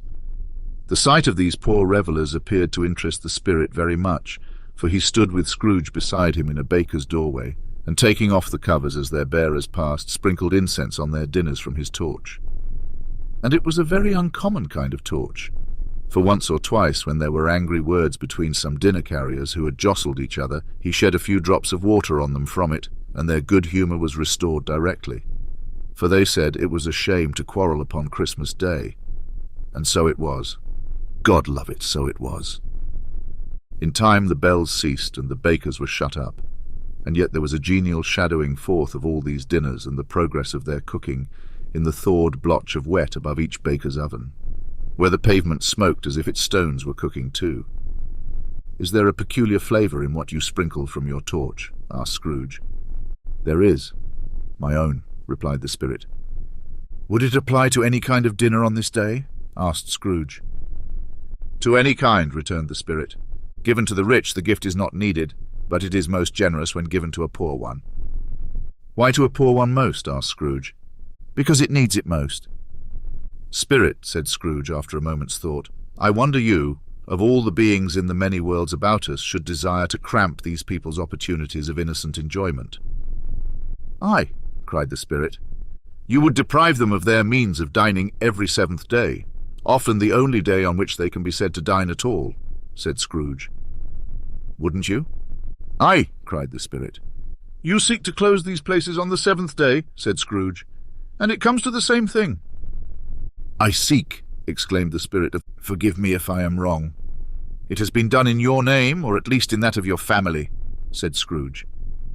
"There are some upon this earth of yours," returned the Spirit, "who lay claim to know us, and who do their deeds of passion, pride, ill will, hatred, envy, bigotry, and selfishness in our name, who are as strange to us and all our kith and kin as if they had never lived. Remember that, and charge their doings on themselves, not us." Scrooge promised that he would, and they went on invisible as they had been before into the suburbs of the town. It was a remarkable quality of the ghost, which Scrooge had observed at the baker's, that notwithstanding his gigantic size, he could accommodate himself to any place with ease, and that he stood beneath a low roof quite as gracefully and like a supernatural creature as it was possible he could have done in any lofty hall. And perhaps it was the pleasure the good Spirit had in showing off this power of his, or else it was his own kind, generous, hearty nature, and his sympathy with all poor men, that led him straight to Scrooge's clerk's. For there he went, and took Scrooge with him, holding to his robe. And on the threshold of the door the Spirit smiled, and stopped to bless Bob Cratchit's dwelling with the sprinkling of his torch. Think of that. Bob had but 15 bob a week himself. He pocketed on Saturdays but 15 copies of his Christian name, and yet the ghost of Christmas present blessed his 4-roomed house. Then up rose Mrs. Cratchit, Cratchit's wife, dressed out but poorly in a twice-turned gown but brave in ribbons, which are cheap and make a goodly show for sixpence, and she laid the cloth assisted by Belinda Cratchit, second of her daughters, also brave in ribbons, while Master Peter Cratchit plunged a fork into the saucepan of potatoes, and getting the corners of his monstrous shirt collar, Bob's private property, conferred upon his son and heir in honour of the day, into his mouth, rejoiced to find himself so gallantly attired, and yearned to show his linen in the fashionable parks.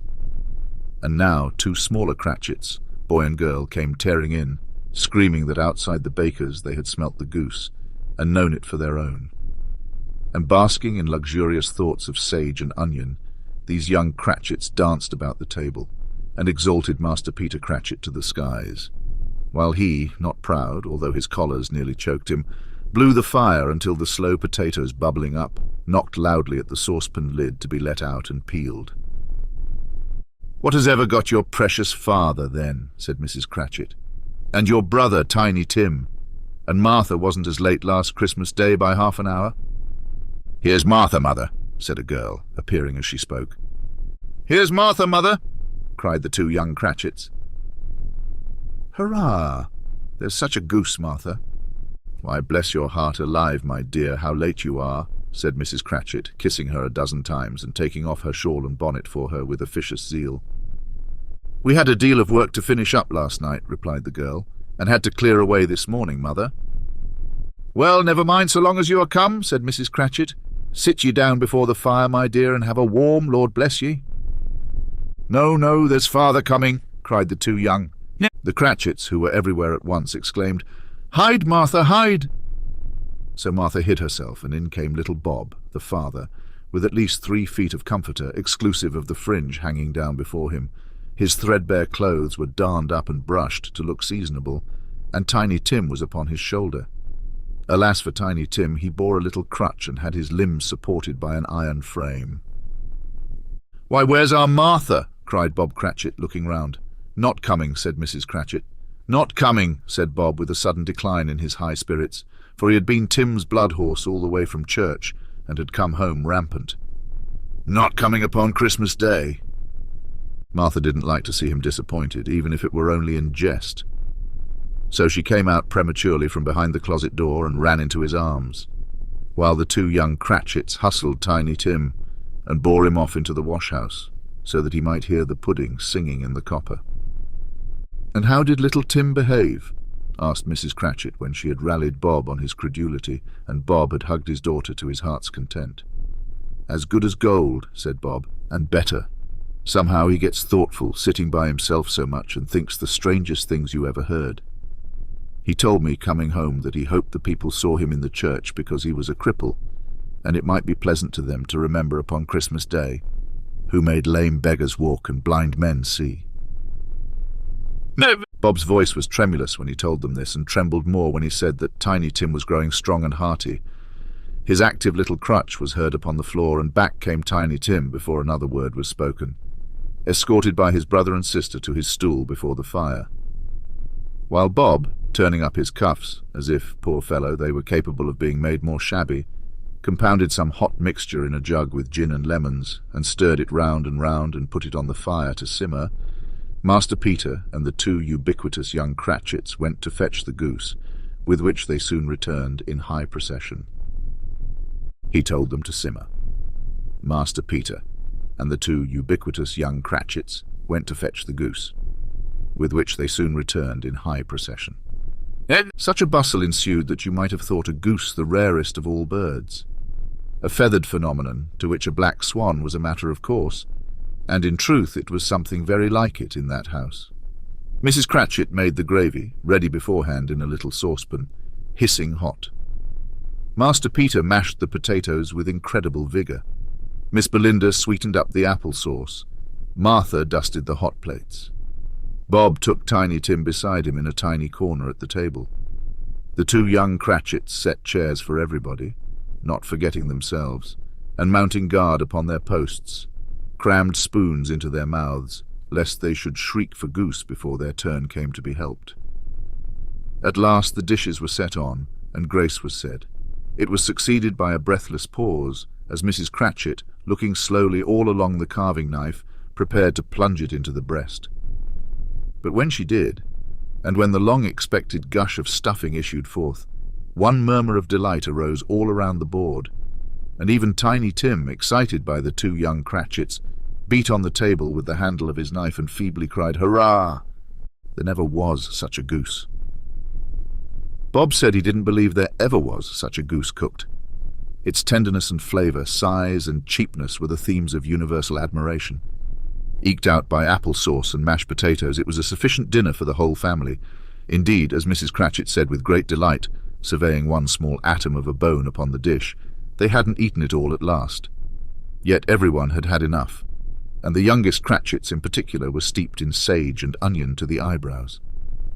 But now, the plates being changed by Miss Belinda, Mrs. Cratchit left the room alone, too nervous to bear witnesses, to take the pudding up and bring it in. Suppose it should not be done enough? Suppose it should break in, turning out? Suppose somebody should have gotten over the wall of the backyard and stolen it while they were merry with the goose? A supposition at which the two young Cratchits became livid. All sorts of horrors were supposed. Hello! A great deal of steam. The pudding was out of the copper. A smell like a washing day. That was the cloth. A smell like an eating house and a pastry cook's next door to each other, with a laundress's next door to that. That was the pudding. In half a minute Mrs. Cratchit entered, flushed but smiling proudly, with the pudding, like a speckled cannonball, so hard and firm, blazing in half a quartern of ignited brandy, and bedecked with Christmas holly stuck into the top. "Oh, a wonderful pudding," Bob Cratchit said, and calmly too, that he regarded it as the greatest success achieved by Mrs. Cratchit since their marriage. Mrs. Cratchit said that now the weight was off her mind, she would confess she had had her doubts about the quantity of flour. Everybody had something to say about it, but nobody said or thought it was at all a small pudding for a large family. It would have been flat heresy to do so. Any Cratchit would have blushed to hint at such a thing. At last the dinner was all done, the cloth was cleared, the hearth swept, and the fire made up. The compound in the jug being tasted and considered perfect, apples and oranges were put upon the table, and a shovelful of chestnuts on the fire. Then all the Cratchit family drew round the hearth, in what Bob Cratchit called a circle, meaning half a one. And at Bob Cratchit's elbow stood the family display of glass. 2 tumblers, and a custard cup without a handle. These held the hot stuff from the jug, however, as well as golden goblets would have done, and Bob served it out with beaming looks while the chestnuts on the fire sputtered and cracked noisily. Then Bob proposed, "A Merry Christmas to us all, my dears. God bless us," which all the family re-echoed. "God bless us, everyone," said Tiny Tim, the last of all. He sat very close to his father's side upon his little stool. Bob held his withered little hand in his, as if he loved the child, and wished to keep him by his side, and dreaded that he might be taken from him. "Spirit," said Scrooge, with an interest he had never felt before, "tell me if Tiny Tim will live." "I see a vacant seat," replied the ghost, "in the poor chimney corner, and a crutch without an owner, carefully preserved. If these shadows remain unaltered by the future, the child will die." "No, no," said Scrooge. "Oh, no, kind spirit, say he will be spared." "If these shadows remain unaltered by the future, none other of my race," returned the ghost, "will find him here. What then? If he be like to die, he had better do it, and decrease the surplus population." Scrooge hung his head to hear his own words quoted by the spirit, and was overcome with penitence and grief. "Man," said the ghost, "if man you be in heart, not adamant, forbear that wicked cant, until you have discovered what the surplus is and where it is. Will you decide what men shall live, what men shall die? It may be that in the sight of heaven you are more worthless and less fit to live than millions like this poor man's child." Oh God, to hear the insect on the leaf pronouncing on the too much life among his hungry brothers in the dust. Scrooge bent before the ghost's rebuke, and trembling cast his eyes upon the ground, but he raised them speedily on hearing his own name. "Mr. Scrooge," said Bob, "I'll give you Mr. Scrooge, the founder of the feast." "The founder of the feast, indeed," cried Mrs. Cratchit, reddening. "I wish I had him here. I'd give him a piece of my mind to feast upon, and I hope he'd have a good appetite for it." "My dear," said Bob, "the children, Christmas Day." "It should be Christmas Day, I'm sure," said she, "on which one drinks the health of such an odious, stingy, hard, unfeeling man as Mr. Scrooge. You know he is, Robert. Nobody knows it better than you do, poor fellow." "Hard, unfeeling man as Mr. Scrooge. You know he is, Robert. Nobody knows it better than you do, poor fellow." "My dear," was Bob's mild answer, "Christmas Day." "I'll drink his health for your sake and the day's," said Mrs. Cratchit. "Not for his. Long life to him. A Merry Christmas and a Happy New Year.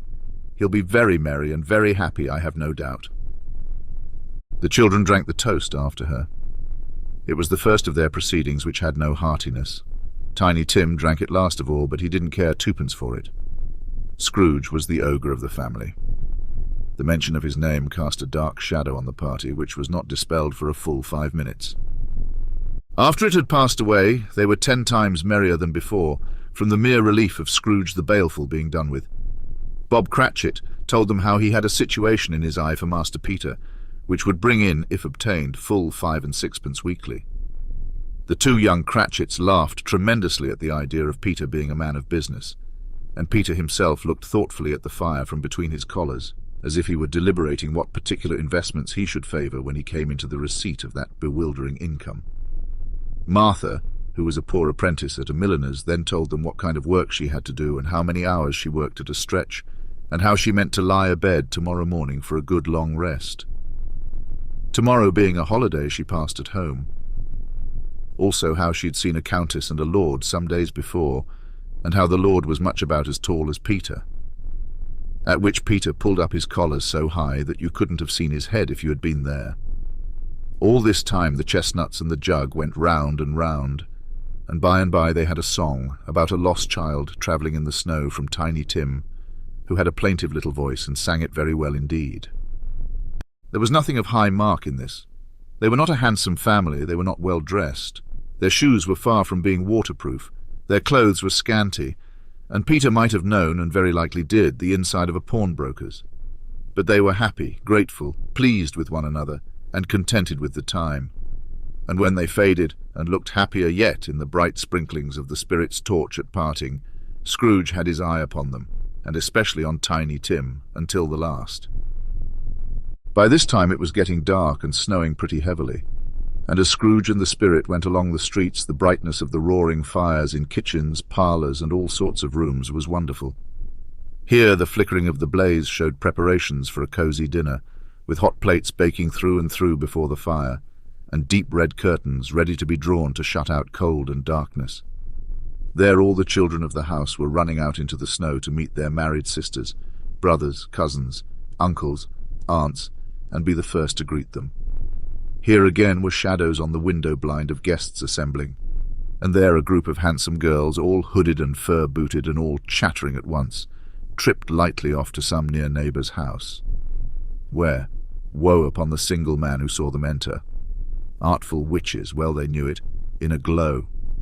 But if you had judged from the numbers of people on their way to friendly gatherings, you might have thought that no one was at home to give them welcome when they got there, instead of every house expecting company and piling up its fires half-chimney high.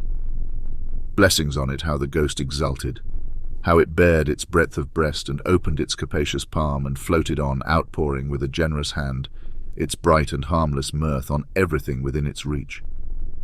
The very lamplighter, who ran on before, dotting the dusky street with specks of light, and who was dressed to spend the evening somewhere, laughed out loudly as the spirit passed. The spirit passed, though little known the lamplighter that he had any company but Christmas. And now, without a word of warning from the ghost, they stood upon a bleak and desolate moor, where monstrous masses of rude stone were cast about, as though it were the burial place of giants, and water spread itself wherever it listed, or would have done so, but for the frost that held it prisoner. And nothing grew but moss and furze, and coarse rank grass.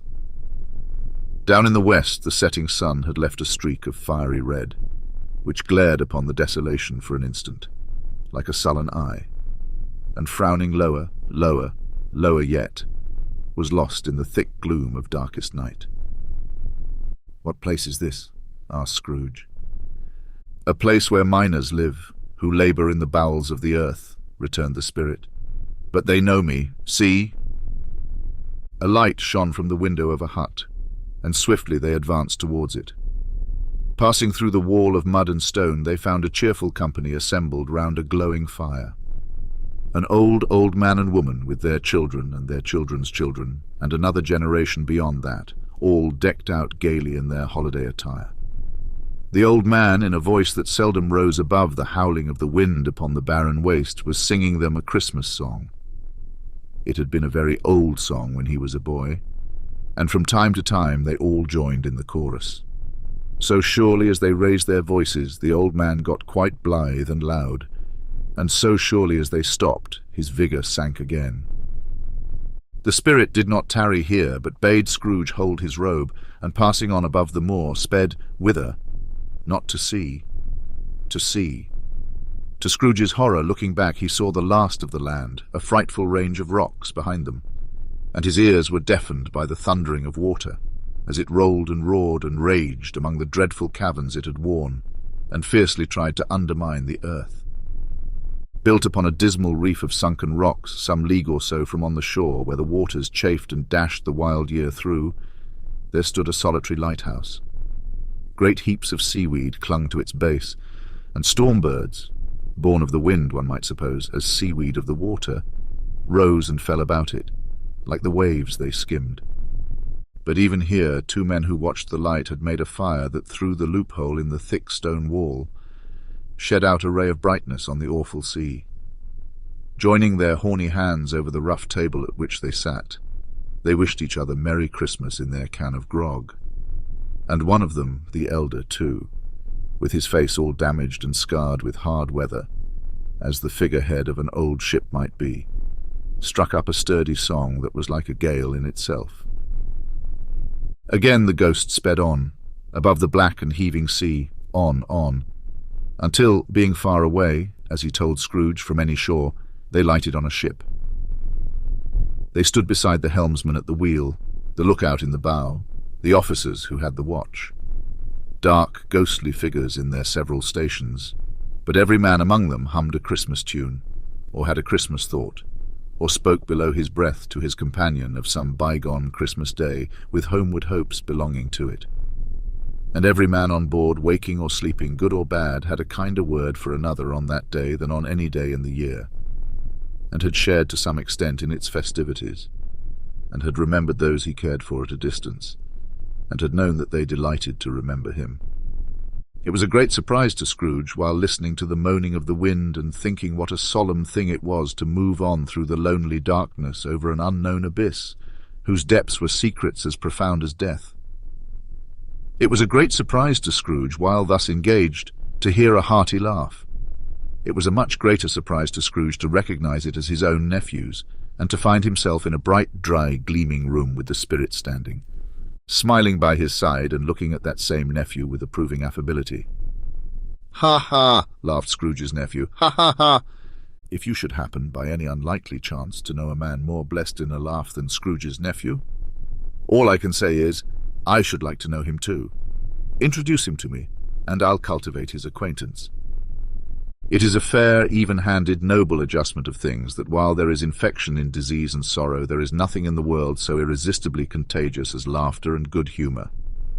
When Scrooge's nephew laughed in this way, holding his sides, rolling his head and twisting his face into the most extravagant contortions, Scrooge's niece by marriage laughed as heartily as he, and their assembled friends, being not a bit behindhand, roared out lustily, "Ha!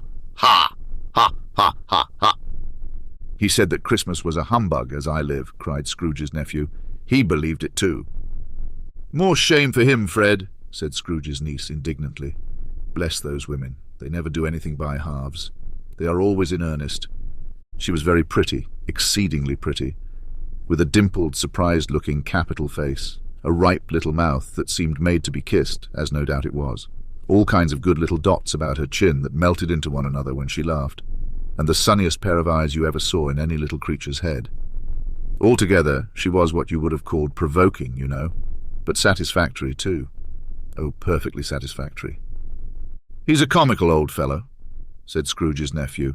"That's the truth, and not so pleasant as he might be. However, his offences carry their own punishment, and I have nothing to say against him." "I'm sure he is very rich, Fred," hinted Scrooge's niece. "At least you always tell me so." "What of that, my dear?" said Scrooge's nephew. "His wealth is of no use to him. He doesn't do any good with it. He doesn't make himself comfortable with it. He hasn't the satisfaction of thinking, ha ha ha, that he is ever going to benefit us with it." "I have no patience with him," observed Scrooge's niece. Scrooge's niece's sisters and all the other ladies expressed the same opinion. "Oh, I have," said Scrooge's nephew. "I am sorry for him. I couldn't be angry with him if I tried. Who suffers by his ill whims? Himself always. Here he takes it into his head to dislike us, and he won't come and dine with us. What's the consequence? He doesn't lose much of a dinner." "Indeed, I think he loses a very good dinner," interrupted Scrooge's niece. Everybody else said the same, and they must be allowed to have been competent judges, because they had just had dinner, and with the dessert upon the table were clustered around the fire by lamplight. "Well, I'm very glad to hear it," said Scrooge's nephew, "because I haven't great faith in these young housekeepers. What do you say, Topper?"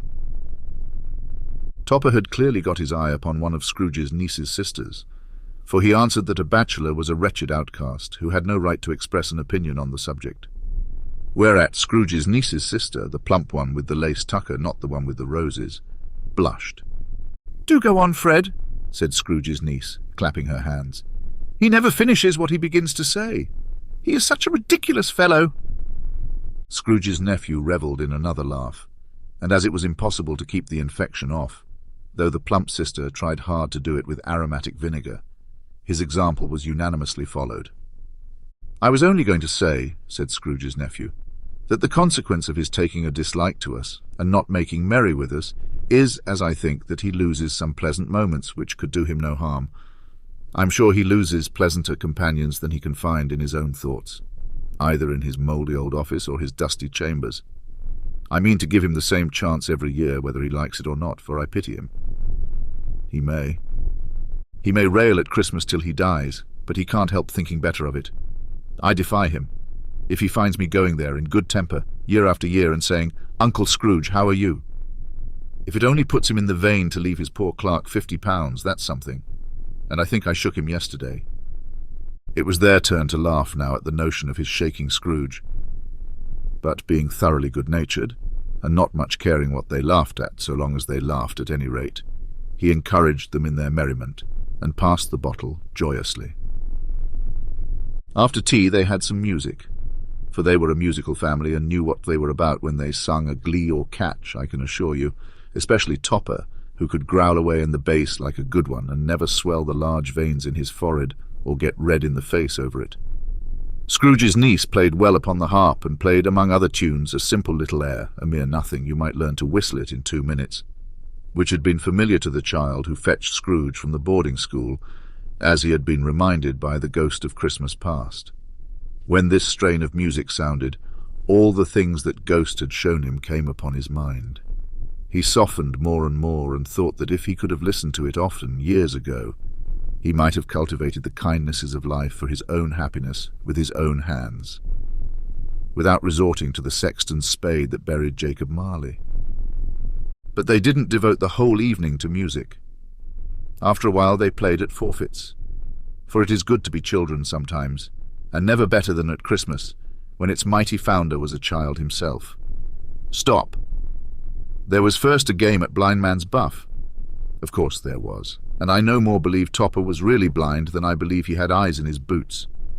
My opinion is that it was a done thing between him and Scrooge's nephew, and that the ghost of Christmas present knew it. The way.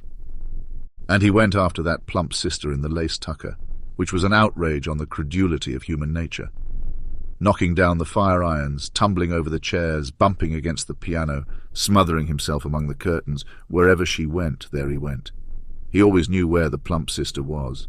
He wouldn't catch anybody else. If you had fallen up against him, as some of them did, on purpose, he would have made a feint of endeavouring to seize you, which would have been an affront to your understanding, and would instantly have sidled off in the direction of the plump sister. She often cried out that it wasn't fair, and it really was not. But when at last he caught her, when in spite of all her silken rustlings and her rapid flutterings past him, he got her into a corner whence there was no escape, then his conduct was the most execrable. For his pretending not to know her, his pretending that it was necessary to touch her headdress, and further to assure himself of her identity, by pressing a certain ring upon her finger and a certain chain about her neck, was vile, monstrous. No doubt she told him her opinion of it when, another blind man being in office, they were so very confidential together behind the curtains. Scrooge's niece was not one of the blind man's buff party, but was made comfortable with a large chair and a footstool in a snug corner, where the ghost and Scrooge were close behind her. But she joined in the forfeits and loved her love to admiration with all the letters of the alphabet. Likewise, at the game of how, when, and where she was very great, and to the secret joy of Scrooge's nephew, beat her sisters hollow, though they were sharp girls too, as Topper could have told you. There might have been 20 people there, young and old, but they all played, and so did Scrooge, for wholly forgetting in the interest he had in what was going on, that his voice made no sound in their ears. He sometimes came out with his guess quite loud, and very often guessed quite right too, for the sharpest needle, best Whitechapel, warranted not to cut in the eye, was not sharper than Scrooge, blunt as he took it in his head to be. The ghost was greatly pleased to find him in this mood, and looked upon him with such favour that he begged like a boy to be allowed to stay until the guests departed. But this, the spirit said, could not be done. "Here is a new game," said Scrooge. "1 half-hour, spirit, only one." It was a game called Yes and No, where Scrooge's nephew had to think of something, and the rest must find out what, he only answering to their questions yes or no, as the case was. The brisk fire of questioning to which he was exposed elicited from him that he was thinking of an animal, a live animal, rather a disagreeable animal, a savage animal, an animal that growled and grunted sometimes and talked sometimes, and lived in London, and walked about the streets and wasn't made a show of, and wasn't led by anybody, and didn't live in a menagerie, and was never killed in a market, and was not a horse or an ass or a cow or a bull or a tiger or a dog or a pig or a cat or a bear. At every fresh question that was put to him, this nephew burst into a fresh roar of laughter, and was so inexpressibly tickled that he was obliged to get up off the sofa and stamp. At last the plump sister, falling into a similar state, cried out, "I have found it out! I know what it is, Fred! I know what it is!" "What is it?" cried Fred. "It's your Uncle Scrooge." Which it certainly was. Admiration was the universal sentiment, though some objected that the reply to "Is it a bear?" ought to have been yes, inasmuch as an answer in the negative was sufficient to have diverted their thoughts from Mr. Scrooge, supposing they had ever had any tendency that way. "He has given us plenty of merriment, I'm sure," said Fred, "and it would be ungrateful not to drink his health. Here is a glass of mulled wine ready, to our hand at the moment, and I say Uncle Scrooge." "Well, Uncle Scrooge," they cried. "A Merry Christmas and a Happy New Year to the old man, whatever he is," said Scrooge's nephew. "He wouldn't take it from me, but may he have it, nevertheless. Uncle Scrooge." Uncle Scrooge had imperceptibly become so gay and light of heart that he would have pledged the unconscious company in return, and thanked them in an inaudible speech if the ghost had given him time. But the whole scene passed off in the breath of the last word spoken by his nephew, and he and the spirit were again upon their travels. Much they saw, and far they went, and many homes they visited, but always with a happy end. The spirit stood beside sick beds, and they were cheerful, on foreign lands, and they were close at home, by struggling men, and they were patient in their greater hope, by poverty, and it was rich. In almshouse, hospital, and jail, in misery's every refuge, where vain man in his little brief authority had not made fast the door, and barred the spirit out, he left his blessing and taught Scrooge his precepts. It was a long night, if it were only a night. But Scrooge had his doubts of this, because the Christmas holidays appeared to be condensed into the space of time they passed together. It was strange, too, that while Scrooge remained unaltered in his outward form, the ghost grew older, clearly older. Scrooge had observed this change, but never spoke of it, until they left a children's 12th night party, when, looking at the spirit as they stood together in an open place, he noticed that its hair was grey. "Are spirits' lives so short?" asked Scrooge. "My life upon this globe is very brief," replied the ghost. "It ends tonight." "Tonight!" cried Scrooge. "Tonight at midnight! Hark! The time is drawing near." The chimes were ringing the 11:15 at that moment. "Forgive me if I am not justified in what I ask," said Scrooge, looking intently at the spirit's robe. "But I see something strange, and not belonging to yourself, protruding from your skirts. Is it a foot or a claw?" "It might be a claw, for the flesh there is upon it," was the spirit's sorrowful reply. "Look here." From the foldings of its robe it brought 2 children. Wretched, abject, frightful, hideous, miserable. They knelt down at its feet and clung upon the outside of its garment. "Oh, man, look here, look down here," exclaimed the ghost. They were a boy and girl, yellow, meagre, ragged, scowling, wolfish, but prostrate too in their humility. Where graceful youth should have filled their features out and touched them with its freshest tints, a stale and shriveled hand like that of age had pinched and twisted them and pulled them into shreds. Where angels might have sat enthroned, devils lurked and glared out menacing. No change, no degradation, no perversion of humanity in any grade, through all the mysteries of wonderful creation, has monsters half so horrible and dread. Scrooge started back appalled. Having them shown to him in this way, he tried to say they were fine children, but the words choked themselves rather than be parties to a lie of such enormous magnitude. "Spirit, are they yours?" Scrooge could say no more. "They are man's," said the spirit, looking down upon them, "and they cling to me, appealing from their fathers. This boy is ignorance, this girl is want. Beware them both and all of their degree, but most of all beware this boy. For on his brow I see that written which is doom, unless the writing be erased." "Deny it," cried the spirit, stretching out its hand towards the city. "Slander those who tell it ye. Admit it for your factious purposes, and make it worse. And bide the end." "Have they no refuge or resource?" cried Scrooge. "Are there no prisons?" said the spirit, turning on him for the last time with his own words. "Are there no workhouses?" The bell struck 12. Scrooge looked about him for the ghost and saw it not.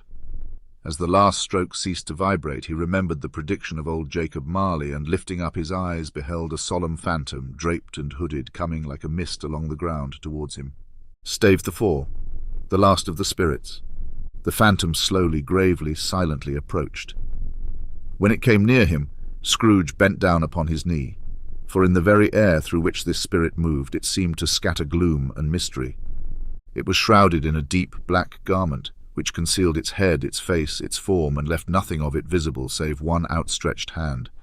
But for this, it would have been difficult to detach its figure from the night and separate it from the darkness by which it was surrounded.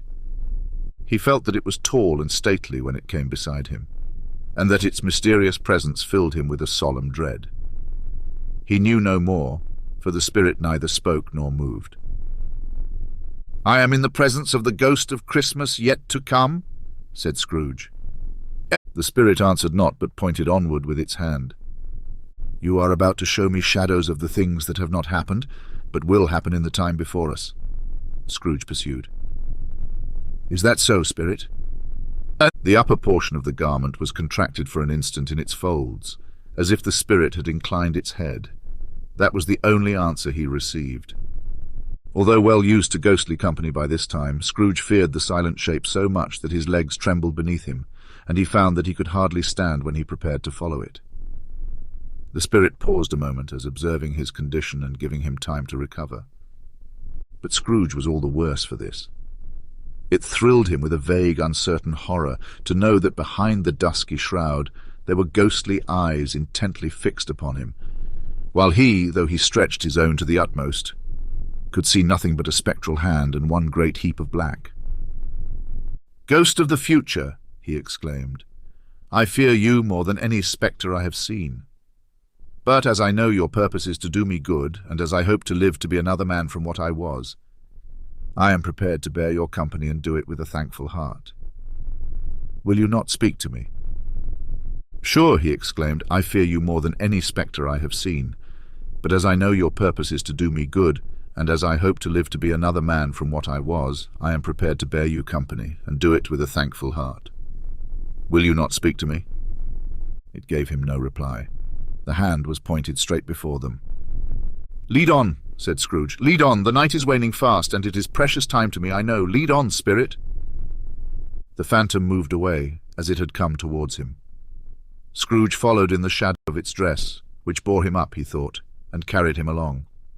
They scarcely seemed to enter the city, for the city rather seemed to spring up about them and encompass them of its own act.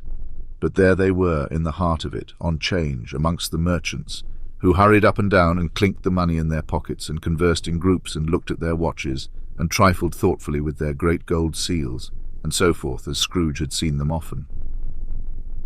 The spirit stopped beside one little knot of businessmen. Observing that the hand was pointed to them, Scrooge advanced to listen to their talk. "No," said a great fat man with a monstrous chin. "I don't know much about it either way. I only know he's dead." "When did he die?" inquired another. "Last night, I believe." "Why, what was the matter with him?" asked a third, taking a vast quantity of snuff out of a very large snuff-box. "I thought he'd never die." "God knows," said the first with a yawn. "What has he done with his money?"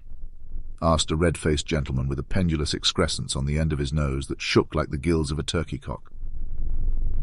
"I haven't heard," said the man with the large chin, yawning again. "Left it to his company, perhaps. He hasn't left it to me, that's all I know." This pleasantry was received with a general laugh. "It's likely to be a very cheap funeral," said the same speaker, "for upon my life I don't know of anybody to go to it. Suppose we make up a party and volunteer." "Everybody to go to it. Suppose we make up a party and volunteer." "I don't mind going if a lunch is provided," observed the gentleman with the excrescence on his nose. "But I must be fed if I make one." Another laugh. "Well, I am the most disinterested among you after all," said the first speaker, "for I never wear black gloves and I never eat lunch. But I'll offer to go if anybody else will. When I come to think of it, I'm not at all sure that I wasn't his most particular friend, for we used to stop and speak whenever we met. Bye-bye."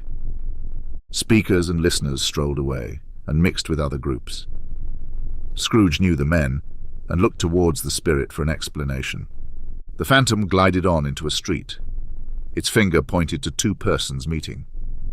Scrooge listened again, thinking that the explanation might lie here.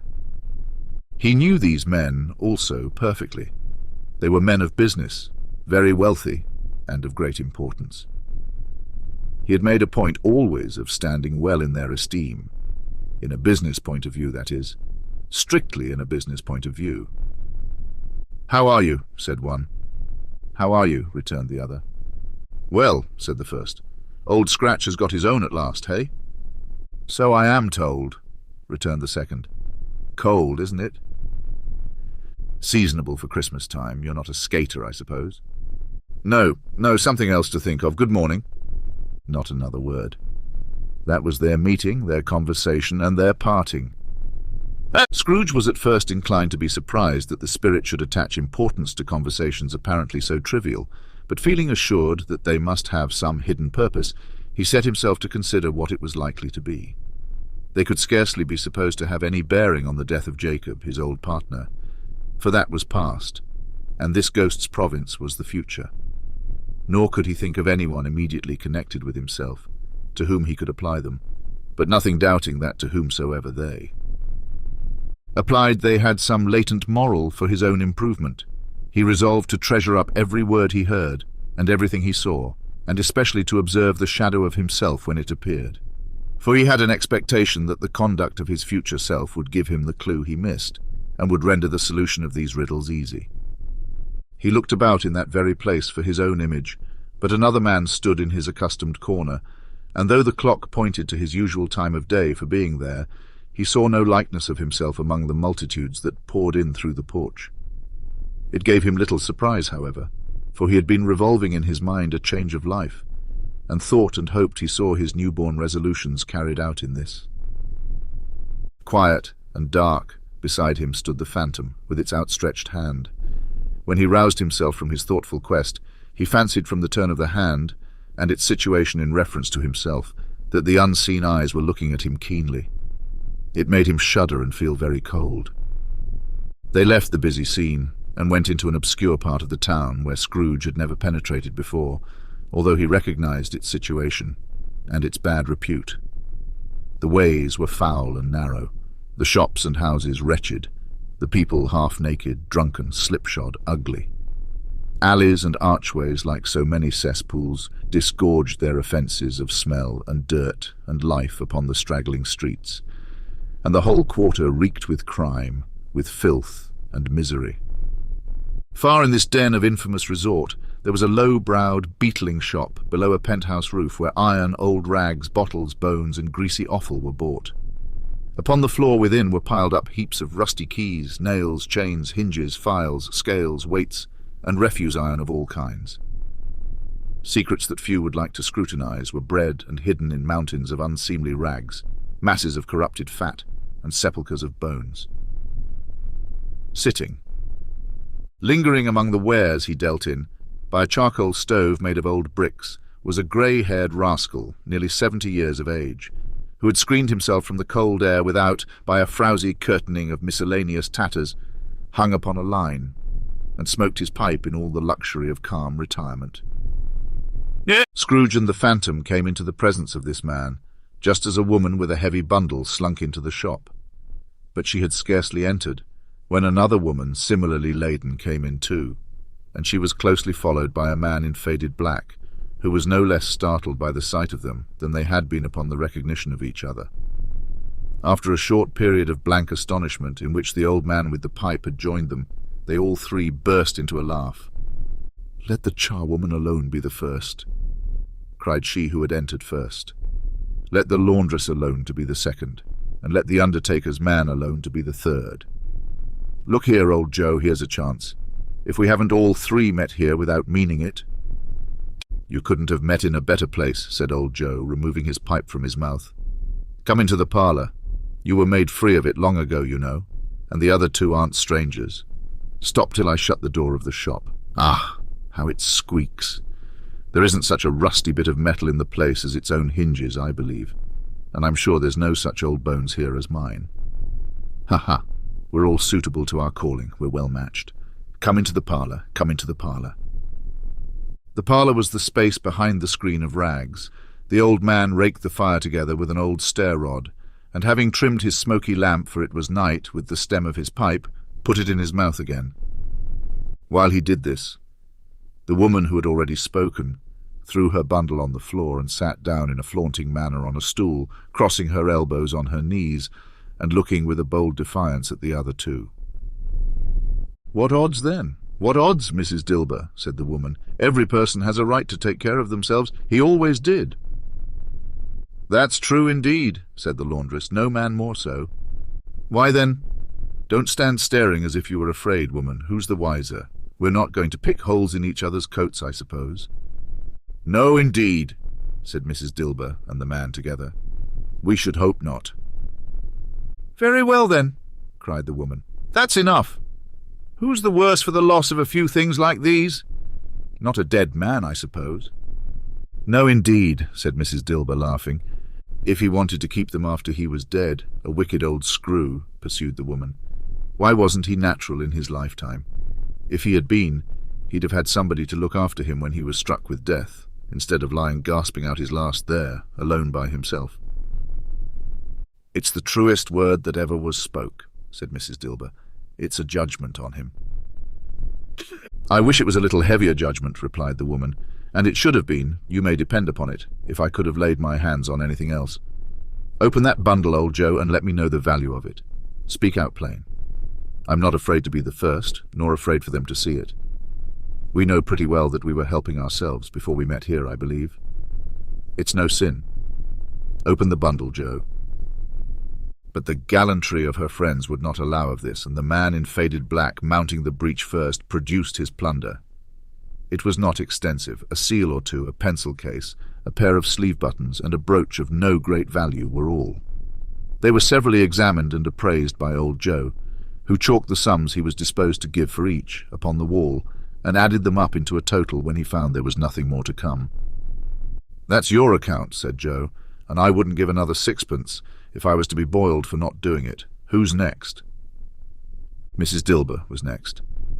Sheets and towels, a little wearing apparel, 2 old-fashioned silver teaspoons, a pair of sugar tongs, and a few boots. Her account was stated on the wall in the same manner. Title wearing apparel, 2 old-fashioned silver teaspoons, a pair of sugar tongs, and a few boots. Her account was stated on the wall in the same manner. "I always give too much to ladies. It's a weakness of mine, and that's the way I ruin myself," said old Joe. "That's your account. If you asked me for another penny and made it an open question, I'd repent of being so liberal and knock off half a crown." "And now undo my bundle, Joe," said the first woman. Joe went down on his knees for the greater convenience of opening it, and having unfastened a great many knots, dragged out a large and heavy roll of some dark stuff. "What do you call this?" said Joe. "Bed curtains." "Ah!" returned the woman, laughing and leaning forward on her crossed arms. "Bed curtains? You don't mean to say you took them down, rings and all, with him lying there?" said Joe. "Yes, I do," replied the woman. "Why not?" "You were born to make your fortune," said Joe, "and you'll certainly do it." "I certainly shan't hold my hand when I can get anything in it by reaching it out for the sake of such a man as he was, I promise you, Joe," returned the woman coolly. "Don't drop that oil upon the blankets now." "His blankets?" asked Joe. "Whose else do you think?" replied the woman. "He isn't likely to take cold without them, I dare say." "I hope he didn't die of anything catching, eh?" said old Joe, stopping in his work and looking up. "Don't you be afraid of that," returned the woman. "I ain't so fond of his company that I'd loiter about him for such things if he did. Ah, you may look through that shirt till your eyes ache, but you won't find a hole in it nor a threadbare place. It's the best he had, and a fine one too. They'd have wasted it if it hadn't been for me."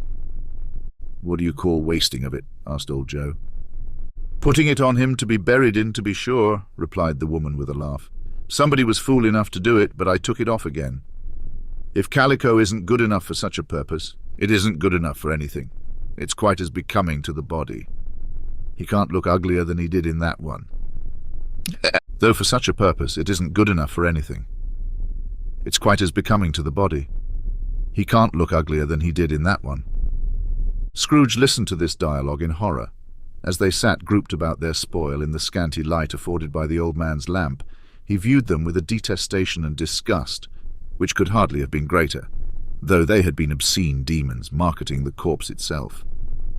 "Ha ha!" laughed the same woman, when old Joe, producing a flannel bag with money in it, told out their several gains upon the ground.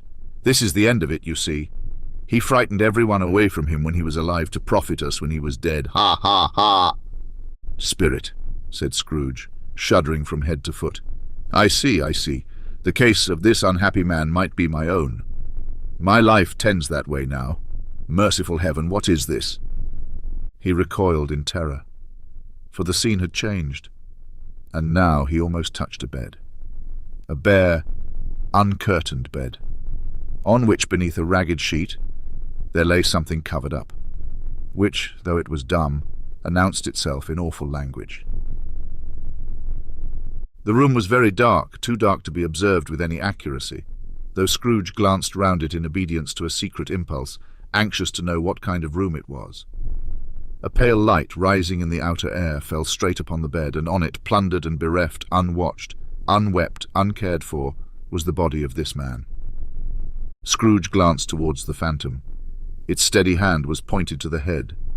The cover was so carelessly adjusted that the slightest raising of it, the motion of a finger on Scrooge's part, would have disclosed the face.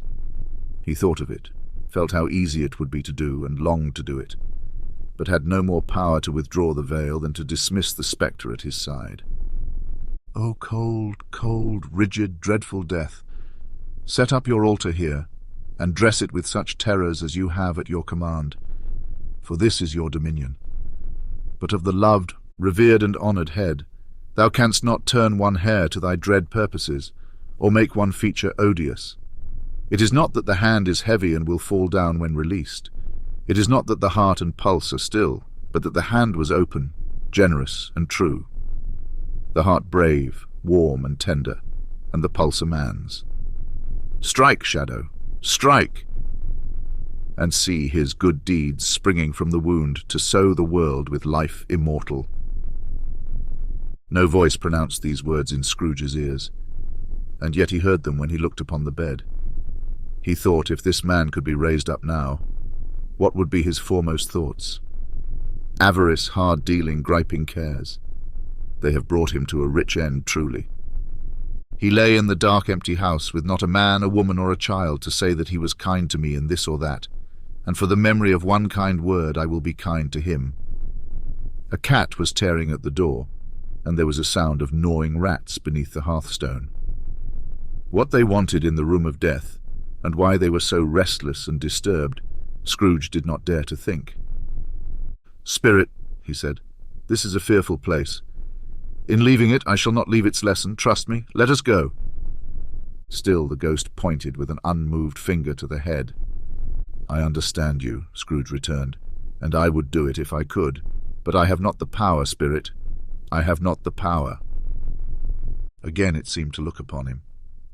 "If there is any person in the town who feels emotion caused by this man's death," said Scrooge, quite agonized, "show that person to me, Spirit, I beseech you." The phantom spread its dark robe before him for a moment, like a wing, and withdrawing it revealed a room by daylight where a mother and her children were. She was expecting someone, and with anxious eagerness, for she walked up and down the room, started at every sound, looked out from the window, glanced at the clock, tried, but in vain, to work with her needle, and could hardly bear the voices of the children in their play. At length the long-expected knock was heard. She hurried to the door and met her husband, a man whose face was careworn and depressed, though he was young. There was a remarkable expression in it now, a kind of serious delight of which he felt ashamed and which he struggled to repress. "Yes." He sat down to the dinner that had been hoarding for him by the fire, and when she asked him faintly what news, which was not until after a long silence, he appeared embarrassed how to answer. "Is it good," she said, "or bad, to help him?" "Bad," he answered. "We are quite ruined?" "No, there is hope yet, Caroline." "If he relents," she said, amazed. "There is. Nothing is past hope if such a miracle has happened." "He is past relenting," said her husband. "He is dead." She was a mild and patient creature if her face spoke the truth, but she was thankful in her soul to hear it, and she said so with clasped hands. She prayed forgiveness the next moment and was sorry. But the first was the emotion of her heart. What the half-drunken woman whom I told you of last night said to me when I tried to see him and obtain a week's delay, and what I thought was a mere excuse to avoid me, turns out to have been quite true. He was not only very ill, but dying then. To whom will our debt be transferred? I don't know. But before that time we shall be ready with the money, and even though we were not, it would be a bad fortune indeed to find so merciless a creditor in his successor. We may sleep tonight with light hearts, Caroline. Yes, soften it as they would, their hearts were lighter. The children's faces, hushed and clustered round to hear what they so little understood, were brighter, and it was a happier house for this man's death. The only emotion that the ghost could show him, caused by the event, was one of pleasure. Let me see some tenderness connected with a death, said Scrooge, or that dark chamber spirit, which we left just now, will be forever present to me. The ghost conducted him through several streets familiar to his feet, and as they went along, Scrooge looked here and there to find himself, but nowhere was he to be seen. They entered poor Bob Cratchit's house, the dwelling he had visited before, and found the mother and the children seated around the fire. Quiet. Very quiet. The noisy little Cratchits were as still as statues in one corner, and sat looking up at Peter, who had a book before him. The mother and her daughters were engaged in sewing. But surely they were very quiet. And he took a child, and set him in the midst of them. Where had Scrooge heard those words? He had not dreamed them. The boy must have read them out as he and the spirit crossed the threshold. Why did he not go on? The mother laid her work upon the table and put her hand up to her face. The colour hurts my eyes, she said. The colour? Ah, poor Tiny Tim. They're better now again, said Cratchit's wife. It makes them weak by candlelight, and I wouldn't show weak eyes to your father when he comes home for the world. It must be near his time. Past it, rather, Peter answered, shutting up his book. But I think he has walked a little slower than he used these few last evenings, Mother. They were very quiet again.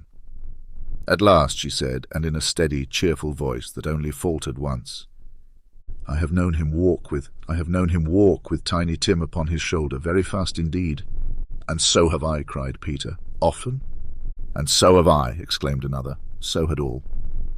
But he was very light to carry, she resumed, intent upon her work. And his father loved him so, that it was no trouble, no trouble. And there is your father at the door. She hurried out to meet him, and little Bob in his comforter, he had need of it, poor fellow, came in. His tea was ready for him on the hob, and they all tried who should help him to it most. Then the two young Cratchits got upon his knees, and laid each child a little cheek against his face, as if they said, Don't mind it, father, don't be grieved. Bob was very cheerful with them, and spoke pleasantly to all the family. He looked at the work upon the table, and praised the industry and speed of Mrs. Cratchit and the girls. They would be done long before Sunday, he said. Sunday? You went today then, Robert? Said his wife. Yes, my dear, returned Bob. I wish you could have gone. It would have done you good to see how green a place it is. But you'll see it often. I promised him that I would walk there on a Sunday. My little child, cried Bob. My little child. He broke down all at once. He couldn't help it. If he could have helped it, he and his child would have been farther apart perhaps than they were. He left the room and went upstairs into the room above, which was lighted cheerfully and hung with Christmas. There was a chair set close beside the child, and there were signs of someone having been there lately. Poor Bob sat down in it, and when he had thought a little and composed himself, he kissed the little face. He was reconciled to what had happened and went down again quite happy. They drew about the fire and talked, the girls and mother working still. Bob told them of the extraordinary kindness of Mr. Scrooge's nephew, whom he had scarcely seen but once, and who, meeting him in the street that day and seeing that he looked just a little down, you know, said Bob, inquired what had happened to distress him. On which, said Bob, for he is the pleasantest spoken gentleman you ever heard, I told him. I am heartily sorry for it, Mr. Cratchit, he said, and heartily sorry for your good wife. By the by, how he ever knew that, I don't know. Knew what, my dear? Why, that you were a good wife, replied Bob. Everybody knows that, said Peter. Very well observed, my boy, cried Bob. I hope they do. Heartily sorry, he said, for your good wife. If I can be of service to you in any way, he said, giving me his card, that's where I live. Pray come to me. Now it wasn't, cried Bob, for the sake of anything he might be able to do for us so much as for his kind way, that this was quite delightful. It really seemed as if he had known our Tiny Tim and felt with us. I'm sure he's a good soul, said Mrs. Cratchit. You would be surer of it, my dear, returned Bob. If you saw and spoke to him, I shouldn't be at all surprised, mark what I say, if he got Peter a better situation. Only hear that, Peter, said Mrs. Cratchit. And then, cried one of the girls, Peter will be keeping company with someone and setting up for himself. Get along with you, retorted Peter, grinning. It's just as likely as not, said Bob. One of these days, though there's plenty of time for that, my dear. But however and whenever we part from one another, I am sure we shall none of us forget poor Tiny Tim, shall we? Or this first parting that there was among us? Never, father, cried they all. And I know, said Bob, I know, my dears, that when we recollect how patient and how mild he was, although he was a little child, we shall not quarrel easily among ourselves, and forget poor Tiny Tim in doing it. No, never, father, they all cried again. I am very happy, said little Bob. I am very happy. Mrs. Cratchit kissed him, his daughters kissed him, the two young Cratchits kissed him, and Peter and himself shook hands. Spirit of Tiny Tim, thy childish essence was from God.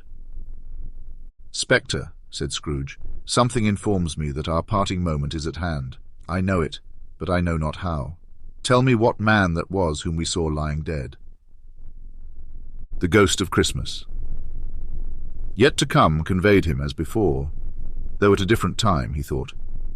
Indeed, there seemed no order in these latter visions, save that they were in the future, into the resorts of business men, but showed him not himself, indeed the spirit. Did not stay for anything, but went straight on as to the end just now desired, until besought by Scrooge to tarry for a moment. This court, said Scrooge, through which we hurry now is where my place of occupation is, and has been for a length of time. I see the house. Let me behold what I shall be in days to come. The spirit stopped. The hand was pointed elsewhere. The house is yonder, Scrooge exclaimed. Why do you point away? The inexorable finger underwent no change. Scrooge hastened to the window of his office and looked in. It was an office still, but not his. The furniture was not the same, and the figure in the chair was not himself. The phantom pointed as before. He joined it once again, and wondering why and whither he had gone, accompanied it until they reached an iron gate. He paused to look around before entering, a churchyard. Here, then, the wretched man whose name he had now to learn lay underneath the ground. It was a worthy place, walled in by houses, overrun by grass and weeds, the growth of vegetation's death, not life. Choked up with too much burying, fat with repleted appetite, a worthy place. The spirit stood among the graves and pointed down to one. He advanced towards it trembling. The phantom was exactly as it had been, but he dreaded that he saw new meaning in its solemn shape. Before I draw nearer to that stone to which you point, said Scrooge, answer me one question. Are these the shadows of the things that will be? Or are they shadows of things that may be only? Still, the ghost pointed downward to the grave by which it stood. Men's courses will foreshadow certain ends, to which, if persevered in, they must lead, said Scrooge.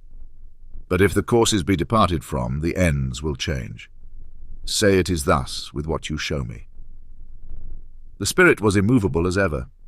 Scrooge crept towards it, trembling as he went, and following the finger read upon the stone of the neglected grave his own name, Ebenezer Scrooge. "Am I that man who lay upon the bed?" he cried upon his knees. The finger pointed from the grave to him and back again. "No, spirit, oh no, no!" The finger still was there. "Spirit!" he cried, tightly clutching at its robe. "Hear me! I am not the man I was. I will not be the man I must have been but for this intercourse. Why show me this if I am past all hope?" For the first time the hand appeared to shake. "Good spirit," he pursued as down upon the ground he fell before it. "Your nature intercedes for me and pities me. Assure me that I yet may change these shadows you have shown me by an altered life." The kind hand trembled. "I will honor Christmas in my heart and try to keep it all the year. I will live in the past, the present, and the future.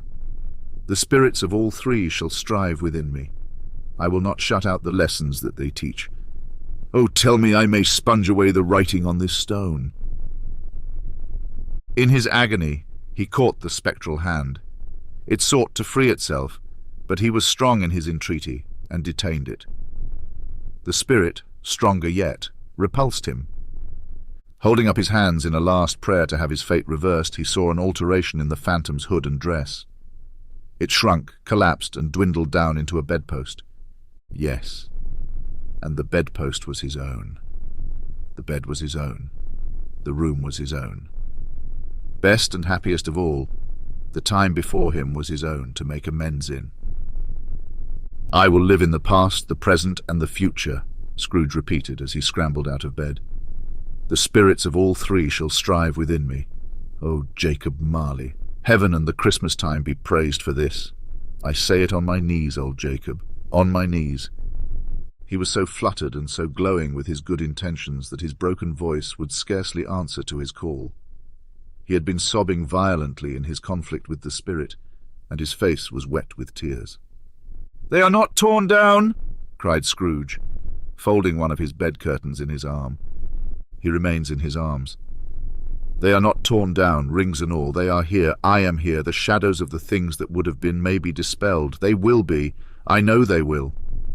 His hands were busy with his garments all this time, turning them inside out, putting them on upside down, tearing them, mislaying them, making them parties to every kind of extravagance. "I don't know what to do!" cried Scrooge, laughing and crying in the same breath, and making a perfect laocoon of himself with his stockings. "I am as light as a feather. I am as happy as an angel. I am as merry as a schoolboy. I am as giddy as a drunken man. A Merry Christmas to everybody. A Happy New Year to all the world. Hello here. Whoop! Hello!" He had frisked into the sitting room and was now standing there, perfectly winded. "There's the saucepan that the gruel was in," cried Scrooge, starting off again and going round the fireplace. "There's the door by which the ghost of Jacob Marley entered. There's the corner where the ghost of Christmas present sat. There's the window where I saw the wandering spirits. It's all right. It's all true. It all happened. Ha ha ha." Really, for a man who had been out of practice for so many years, it was a splendid laugh, a most illustrious laugh.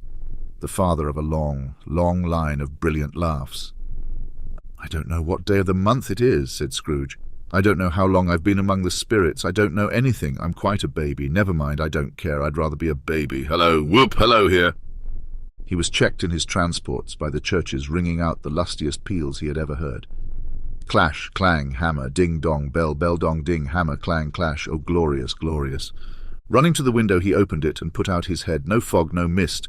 Clear, bright, jovial, stirring, cold, cold, piping for the blood to dance to. Golden sunlight, heavenly sky, sweet fresh air, merry bells. Oh, glorious, glorious, and delightful. "What's today?" cried Scrooge, calling downward to a boy in Sunday clothes, who perhaps had loitered in to look about him. "Eh?" returned the boy with all his might of wonder.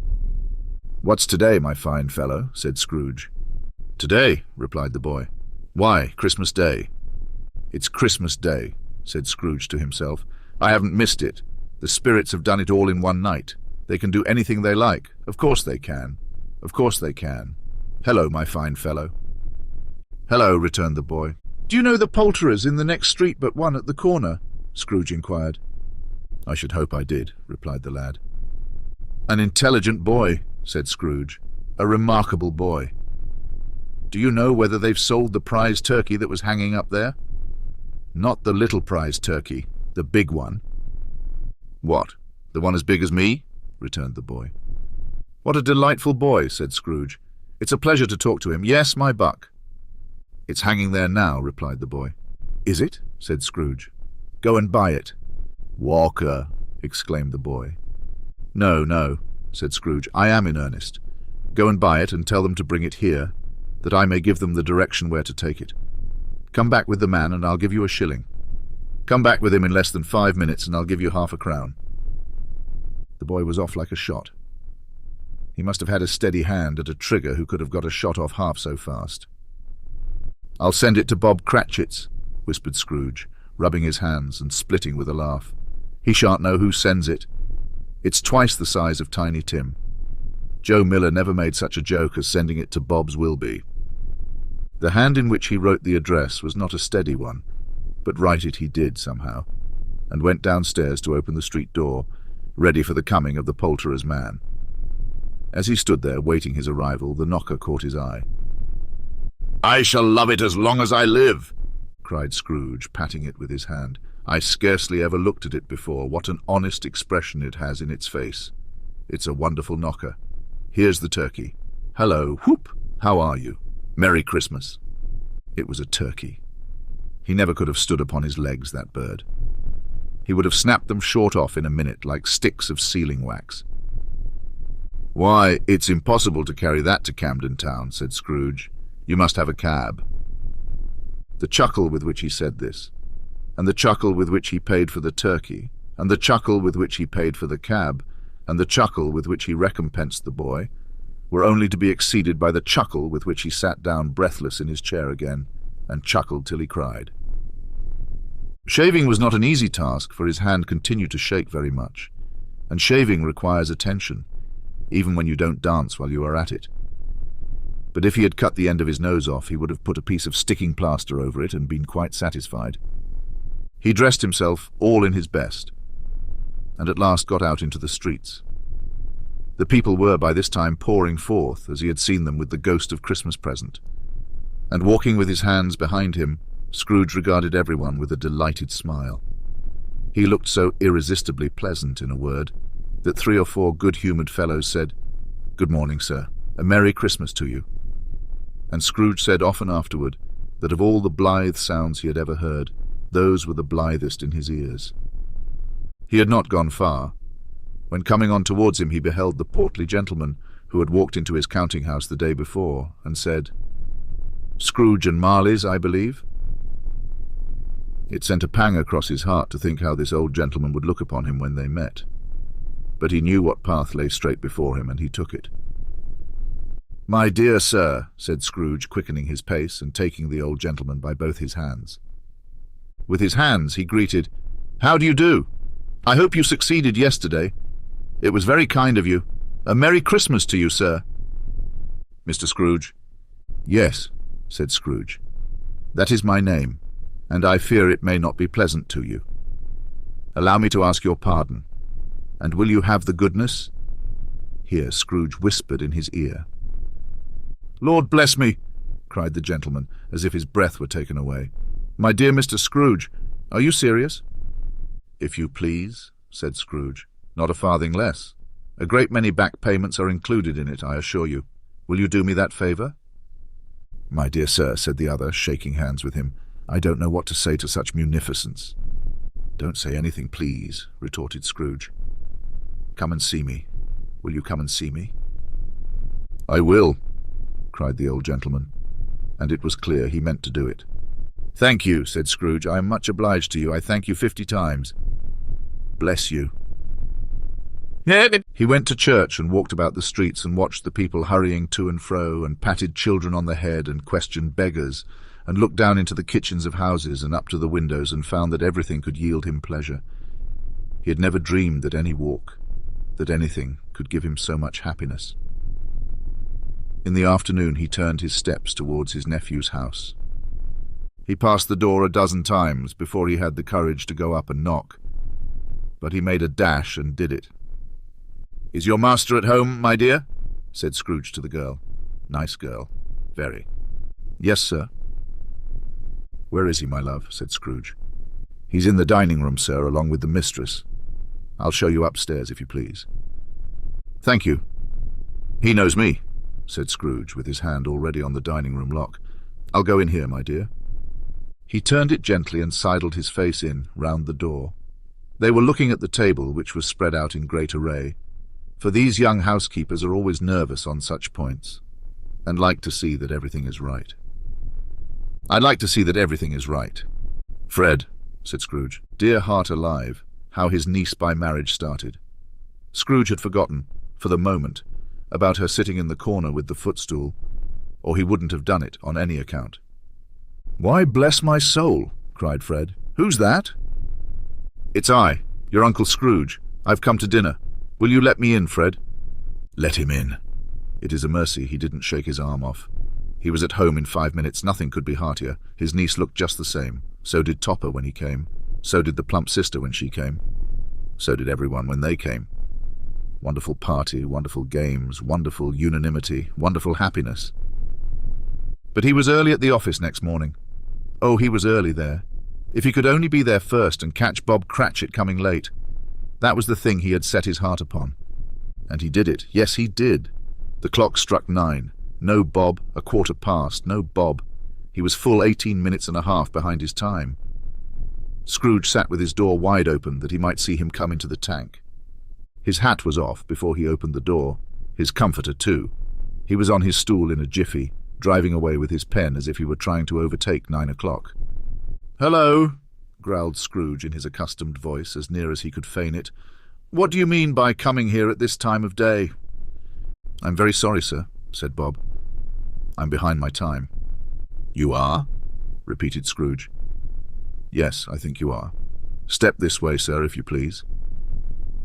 "It's only once a year, sir," pleaded Bob, appearing from the tank. "It shall not be repeated. I was making rather merry yesterday, sir." "Now, I'll tell you what, my friend," said Scrooge. "I'm not going to stand this sort of thing any longer. And therefore," he continued, leaping from his stool, and giving Bob such a dig in the waistcoat that he staggered back into the tank again, "and therefore I am about to raise your salary." Bob trembled and got a little nearer to the ruler. He had a momentary idea of knocking Scrooge down with it, holding him, and calling to the people in the court for help and a straight waistcoat. "A Merry Christmas, Bob," said Scrooge with an earnestness that could not be mistaken as he clapped him on the back. "A merrier Christmas, Bob, my good fellow, than I have given you for many a year. I'll raise your salary and endeavour to assist your struggling family, and we will discuss your affairs this very afternoon over a Christmas bowl of smoking Bishop Bob, make up the fires, and buy another coal scuttle before you dot another I, Bob Cratchit." Scrooge was better than his word. He did it all, and infinitely more. And to Tiny Tim, who did not die, he was a second father. He became as good a friend, as good a master, and as good a man as the good old city knew, or any other good old city, town, or borough in the good old world. Some people laughed to see the alteration in him, but he let them laugh, and little heeded them, for he was wise enough to know that nothing ever happened on this globe for good at which some people did not have their fill of laughter in the outset. And knowing that such as these would be blind anyway, he thought it quite as well that they should wrinkle up their eyes in grins, as have the malady in less attractive forms. His own heart laughed, and that was quite enough for him. He had no further intercourse with spirits, but lived upon the total abstinence principle ever afterwards. And it was always said of him that he knew how to keep Christmas well if any man alive possessed the knowledge. May that be truly said of us and all of us. And so, as Tiny Tim observed, God bless us, everyone.